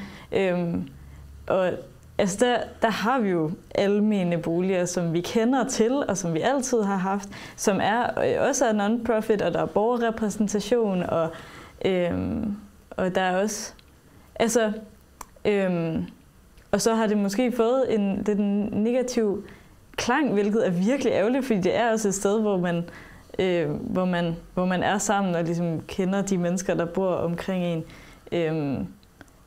Ja, det er så en af de dele, hvor man lidt kunne tage det med ind i Aarhus på en eller anden måde. Men jeg kunne helt sikkert forestille mig, at vi begyndte at tale om, sådan, hvordan kunne det ske i Aarhus? Hvordan kunne vi faktisk skabe noget nedefra en masse borgere? Men der er bare dyre huspriser, og hvordan skal vi lige få det? Ja. Og der er jo en bevægelse i gang, som hedder Delhusbevægelsen. Ja. Og man kunne begynde at koble det, vi snakker om nu, med for eksempel byggestopbevægelsen og Delhusbevægelsen, fordi så kan man jo sige, lad os genbruge nogle af de ejendomme, vi allerede har, men lad os bruge den på den måde, der minder mere om de erfaringer, der er fra sådan noget som andelssamfundet i Hjortshøj. Og lige det sidste, at vi kunne måske blive meget konkrete i forhold til byrådsvalget og sige, at vi kunne opstille nogle scenarier, nogle modeller for, hvordan man kunne bruge de erfaringer i Aarhus. Ja. Jeg så ikke, hvem det var. Var det dig? Jamen, nu er jeg så en mand, som tit bliver spurgt, om ikke jeg vil vise rundt i andelssamfundet. Og så viser jeg rundt og forklarer og fortæller historier og alt muligt. Og så spørger jeg de der grupper, det er begyndt på, at spørge de der, kunne I tænke jer at bo på den her måde? Og når det er sådan nogen på din alder, så er det 3/4 af dem, der rækker hånden op. Det kunne de godt tænke sig. Når det er vores, så er det sådan halvdelen, eller måske lige lidt under halvdelen, der kunne tænke sig at bo på den måde der. Der er noget med det fællesskab, det kunne godt være lidt farligt, men ellers så kunne de også godt tænke sig det. Og det er sådan lidt... Hvad så egentlig midt imellem? Ja, de er der ikke så meget. Og de der folk, de bliver overhovedet ikke tilgodeset i Aarhus Byråd i dag. Det gør de ikke. Sådan er det vel. Godt, men det lyder som om, der kunne være et konkret område, hvor vi kunne gøre noget, og stille nogle konkrete politikker op for det næste byråd. Det vil jeg synes var spændende. Og det får mig også til at tænke på, hvordan får vi et grønt byråd? Altså, jeg har fulgt byrådet tæt i nogle år efterhånden, og der er jo Enhedslisten og de vil godt det grønne, siger de. Og der er Alternativet, som gerne vil det grønne, og så er der SF, som vil det grønne, så er der Radikale Venstre, som vil det grønne, og så er der Socialdemokratiet, der både siger, at de vil det grønne, og de vil også en masse andet. Og så er der Venstre, Konservative osv. Når man ser på den gruppe af 31 byrådsmedlemmer, så tænker jeg, hvordan får vi de 16 til at være så grønne, som vi lige snakkede om det før? Har I nogle gode bud på det? Skal vi køre en kampagne? Skal vi lave tv om det? Hvad skal vi? Jeg synes konkret at stille den forventning, at de lever op til, som vi siger, de både verdensmålene og de planetære grænser og så videre, og en forsvarlig økonomi i forhold til, hvad planeten kan bære. Altså allerede der findes der jo redskaber, som man kan meget enkelt kan, også nogle byråd arbejder med, men jeg kender ikke så meget til, at man gør det her i Aarhus i hvert fald. Så det var et konkret forslag til politikerne omkring at skabe et byråd, som også reelt var grønt. Fordi nogen siger, at de er det, og så kan man stille spørgsmålstegn ved, hvor meget er de, når det kommer til stykket. Men det er i hvert fald en lakmusprøve. Det kunne være nogle af de her ting, tænker jeg. Jamen, det handler jo nok også rigtig meget om os borgere, at vi kigger på de rigtige politikere. Og det skal jo være nogen, som så kan ligesom opfylde nogle af vores forestillinger eller drømme, eller, og jeg ved ikke, det bliver nok, altså det der med at komme få de der folk til at kigge på de politikere, det er det spændende. Hvordan får vi kontakt med dem? Ja, jeg tænkte på, at en af dem, der man kunne forestille sig, fik en indflydelse i det fremtidige byråd, hvis der er mange grønne stemmer. Det kunne være SF, fordi SF har ligesom stillet sig en position, hvor de siger, at vi er grønne. Og så, vi holdt et møde sidste forår, igen sidste efterår, hvor vi inviterede folk til at definere, hvad er et grønt byråd, og hvilke rammer skulle det ligesom overholde. Og der sagde folk, det du sagde før, planetære grænser, FN's verdensmål, og 6 andre ting. Vi sagde 7 ting. Og jeg synes, man kunne tillade sig at starte med at henvende sig til SF og sige, hvis vi skal vælge jer, hvis I skal være en del af det grønne byråd, kunne I så forestille jer at overholde for eksempel de her 7 ting, som folk nu formulerer på de her møder, og så hørte jeg et svar. Og hvis vi ikke får noget svar, så ligesom at følge det op og sige, det er da ikke en relevant debatform, at vi spørger jer om noget, der er fuldstændig afgørende for vores fremtid, og så får vi 0 svar. Og så kunne vi spørge de andre partier. Og jeg kan fortælle, at jeg spurgte nogle af højrefløjens partier, hvor jeg ikke sige hvem, det er ligegyldigt, om de synes, det var vigtigt at overholde de planetære grænser. Og fik nogle svar, der viste, at det havde de ikke lige forstået, hvad det planetære grænser var. Og det er jo fair nok. Men det er jo en katastrofe, hvis dem, der sidder og skal styre vores kommune, landets anden største, ikke ved, hvad det er. Så kunne vi begynde at så at sige, rette henvendelse til hvert parti og sige, den grønne ungdomsbevægelse, bedsteforældrene, alle mulige andre grønne gode kræfter. Vi undrer os, og vi vil gerne høre, kunne I tænke jer at opfylde det her. Og så kunne vi forsøge at formulere en politik, der ligesom efter bedste evne overholder de krav, altså til byggeri, transport osv. Altså, det kommer jeg ikke udenom, Niels. Nej. Det er os borgere, der kommer hen og sætter krydset. Så det er jo os, der skal vide det. Ja. Hvad det er, vi vil have. Ja, og der er vi jo oppe imod plejer. Ja. Men jeg tænker, Paris-aftalen, det er da ikke svært at spørge, og jeg vil gerne se dem, der siger, nej, vi er med på, at der kommer nogle tipping points, fordi at, vi vil ikke leve op til Paris-aftalen. Vi synes, det er mere vigtigt, at folk får nogle penge her nu. Det vil jeg gerne se, dem der tør at sige det. Ja. Og det synes jeg, ligesom man skal præsentere dem for, og hvis ikke de så er der, de er, jamen hvad er så konsekvensen af det, du står og siger lige nu, nemlig at du godt vil overholde den. Hvad bliver konsekvensen af det for dig? Det vil jeg da gerne høre om. Ja, så den proces kan vi prøve at skabe. Nej, men det er jo egentlig bare, at det synes jeg virkelig lyder meget rigtigt, eller det her med, at sådan, folk sætter deres kryds, som de gør, men så må vi virkelig stille de rigtige spørgsmål til politikerne, og ligesom blive ved og følge op, sådan de skal out there og svare på noget. Og jeg tror også, at mange politikere, de vil sige, ja, selvfølgelig overholder vi Paris-aftalen, og ja til alle vores spørgsmål. Og så er vi nødt til ligesom at have et næste lag. Jamen, så betyder det jo, at i forhold til landbruget, i forhold til byggeriet og transporten, at vi er nødt til at gøre nogle bestemte ting. Er du så stadigvæk enig i det? Og så skal vi nok høre mange forklaringer og alt det der. Men vi er jo nødt til at ligesom komme tættere på og spørge politikerne, hvad står du for? Det har vi altid gjort, jo det der. Ja, men... Som mediemand, så tror du på det der... Kan du flytte det her? Nej, ikke alene. Vi kan en masse sammen. Og jeg tænker for eksempel, at hvis man nu forestiller sig, at vi vælger det byråd, som nu bliver valgt. Ikke? Vi gør alt muligt for, at det er grønt. Det er ikke sikkert, at det bliver grønt. Vi vælger et byråd. Så kunne vi måske som idé nedsætte vores eget alternative byråd. Det grønne byråd. Og vi kunne kombinere det med, det var det, jeg snakkede lidt om før, at vi kunne kombinere det med et borgerting, klimaborgerting i Aarhus, som bliver valgt på alle de rigtige måder, og som ikke bliver styret af andre end dem selv. Og de får alle de input, der er relevante for klimavidenskab og så videre. Og så kommer de med forslag til os som det grønne byråd, og vi fører i forvejen en politik, så hver gang byrådet har vedtaget x antal helhedsplaner og stadion og Marselis-tunnelen og alt det andet flotte, og så kommer vi med, ved hvad, i forhold til de her plantergrænser og alt det andet, så er vi faktisk nødt til at lade være med at bygge Marselis-tunnelen, og vi er også nødt til at lade være med det, og vi behøver ikke støtte Aarhus Lufthavn med 600 millioner, fordi fly er ikke helt så fedt. Og så kunne man ligesom så at sige lave et gimmick og et PR-stunt og noget praktisk politik, som viste, hvad vi kunne gøre i stedet for.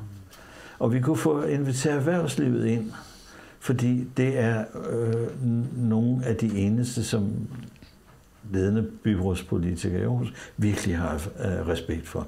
Det er store, tunge økonomier. Så vi kunne invitere Salling og de andre store, tunge økonomier ind, så kunne vi sige, ved I hvad, det I har gang i,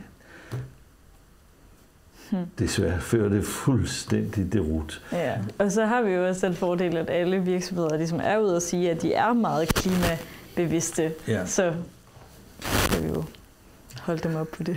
Ja, netop, ja. Det kan vi holde dem op på, og vi kan være meget konkrete, og efterhånden har vi så mange erfaringer, at vi også kan sige, at det, I laver, det lyder grønt, men det er desværre ikke. Så hvad kunne vi gøre?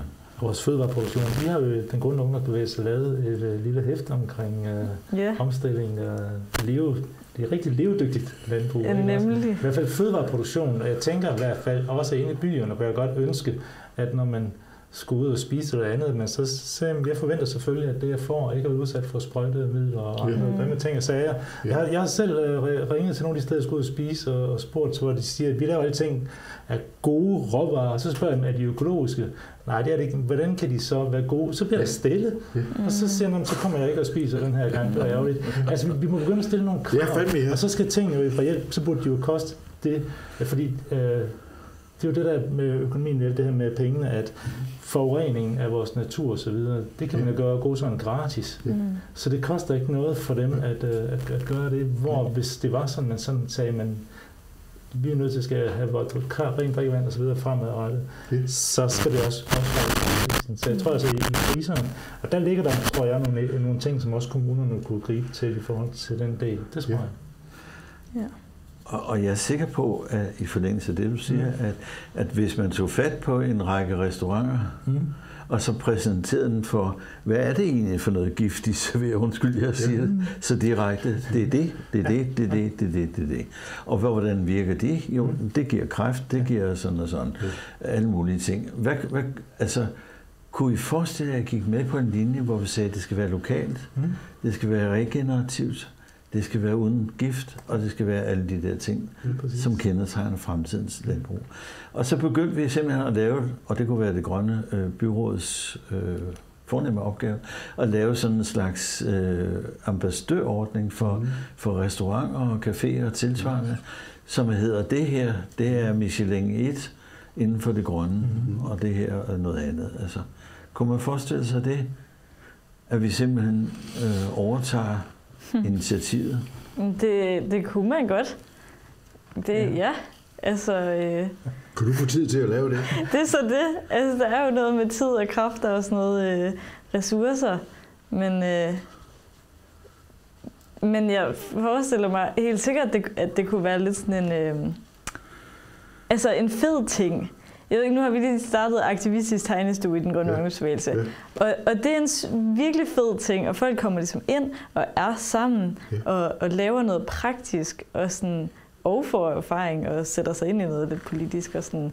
Der er egentlig, jeg tror egentlig, der er opbakning til det, fordi at alle ligesom også står sådan, hvad kan jeg gøre? Og hvis det også er en lidt lettere tilgængelig måde at kunne bidrage med noget. Ja, og vi er måske også nødt til at tænke i at samle alle de grønne kræfter, sådan så det ikke er én organisation eller nogle få, der skal stå for det hele, men at vi ligesom hjælper hinanden til det. Altså i går havde Maria Gjerding Reumert fra Danmarks Naturfredningsforening, hun havde et indslag om pesticider. Hun sagde, er I klar over, at så meget i vores drikkevand er forgiftet? Det er vi nødt til at gøre noget ved.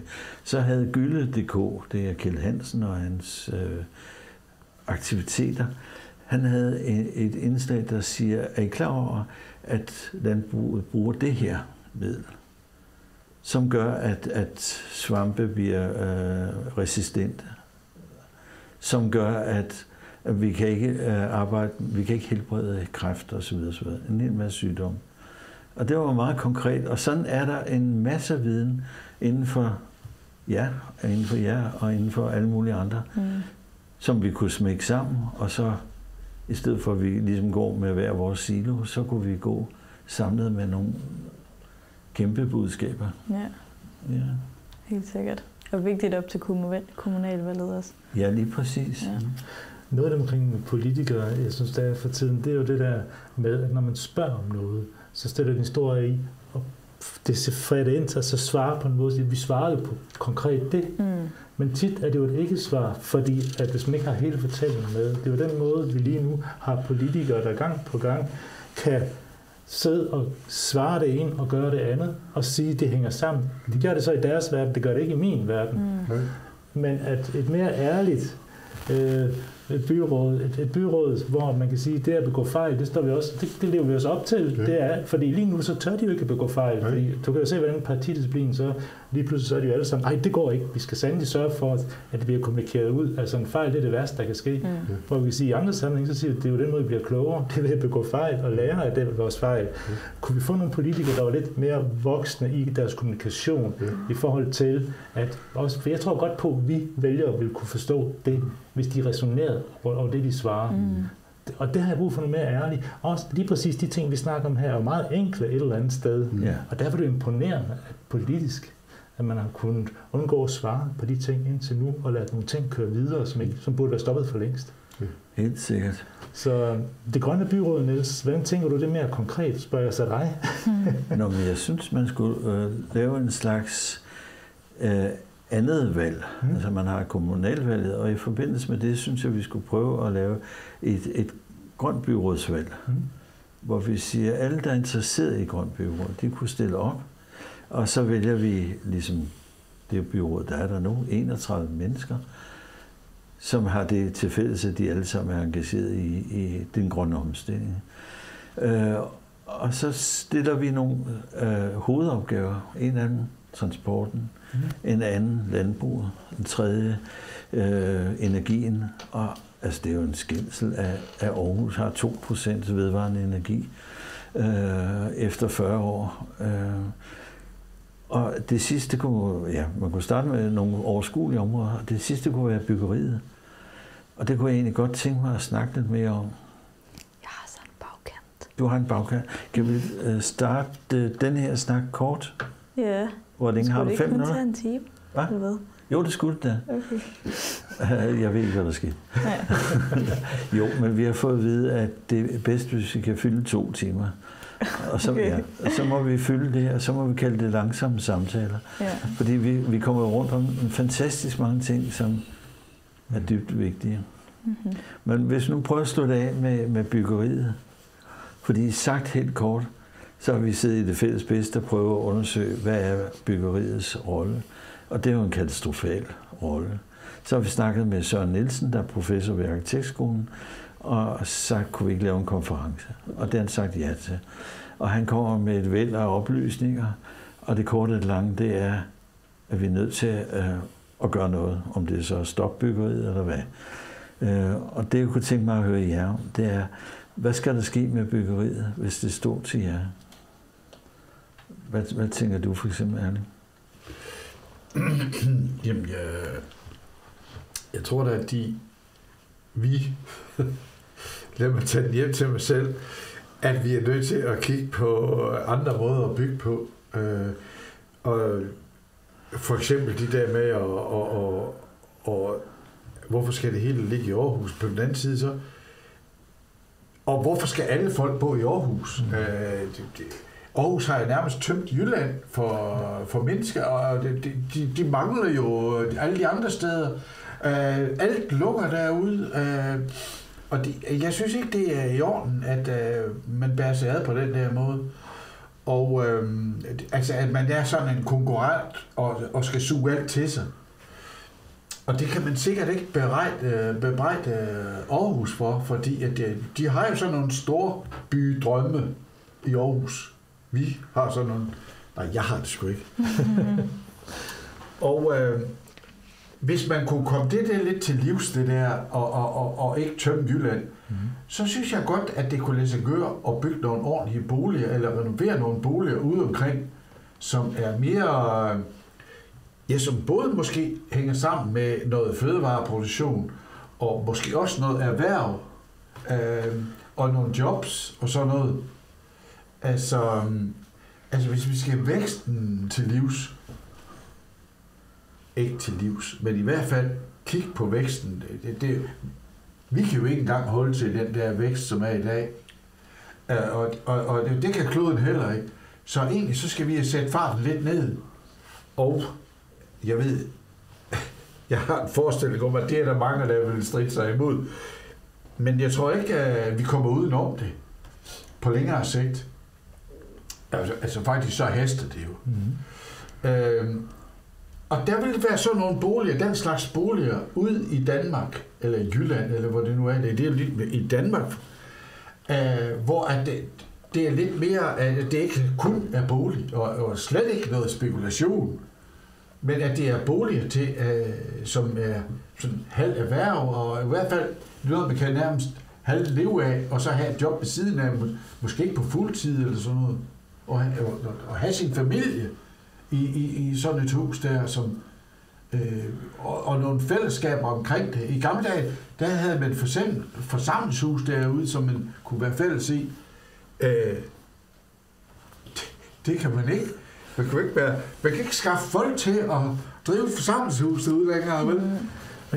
Det er jo egentlig steder, hvor I unge, når I går ind og tager jeres uddannelse i uddannelsesbyen, Aarhus, Aalborg og så videre, at I så, når I tager jeres uddannelse, måske endda også familie og så videre, at der så skal være noget til jer et andet sted. Ja, præcis. Det er jo det, vi skal have. Jeg kommer også selv et andet sted fra og havner her, og det tror jeg, vi er mange, der er i virkeligheden. Ja, det er vi, ja. Men et andet sted kunne man gøre noget, så vi også, jeg har komme tilbage, det lyder forkert, men i hvert fald for os fordelt ud i landet. Ja. Kunne man gøre noget der? Jamen, det er jo bare lidt flest af det, du siger. Jeg hørte også Anders Vinderskjold snakke om det der med, at vi skal holde på børnefamilierne, og vi skal holde på, ligesom, og det skal vi jo ikke. Nej. Eller sådan, hvis de gerne vil ud, så er der flere boliger til de unge, der så vil ind og studere, og dem, der faktisk gerne vil bo i byen, og så dem, der gerne vil have det lidt mere stille og roligt, og være tæt på en skov og en sø, og altså, at de ligesom kan flytte ud. Og så kan det være, at der er godt kollektiv transport imellem, det ved jeg ikke, Silkeborg og Aarhus, eller hvis der er et job i Aarhus,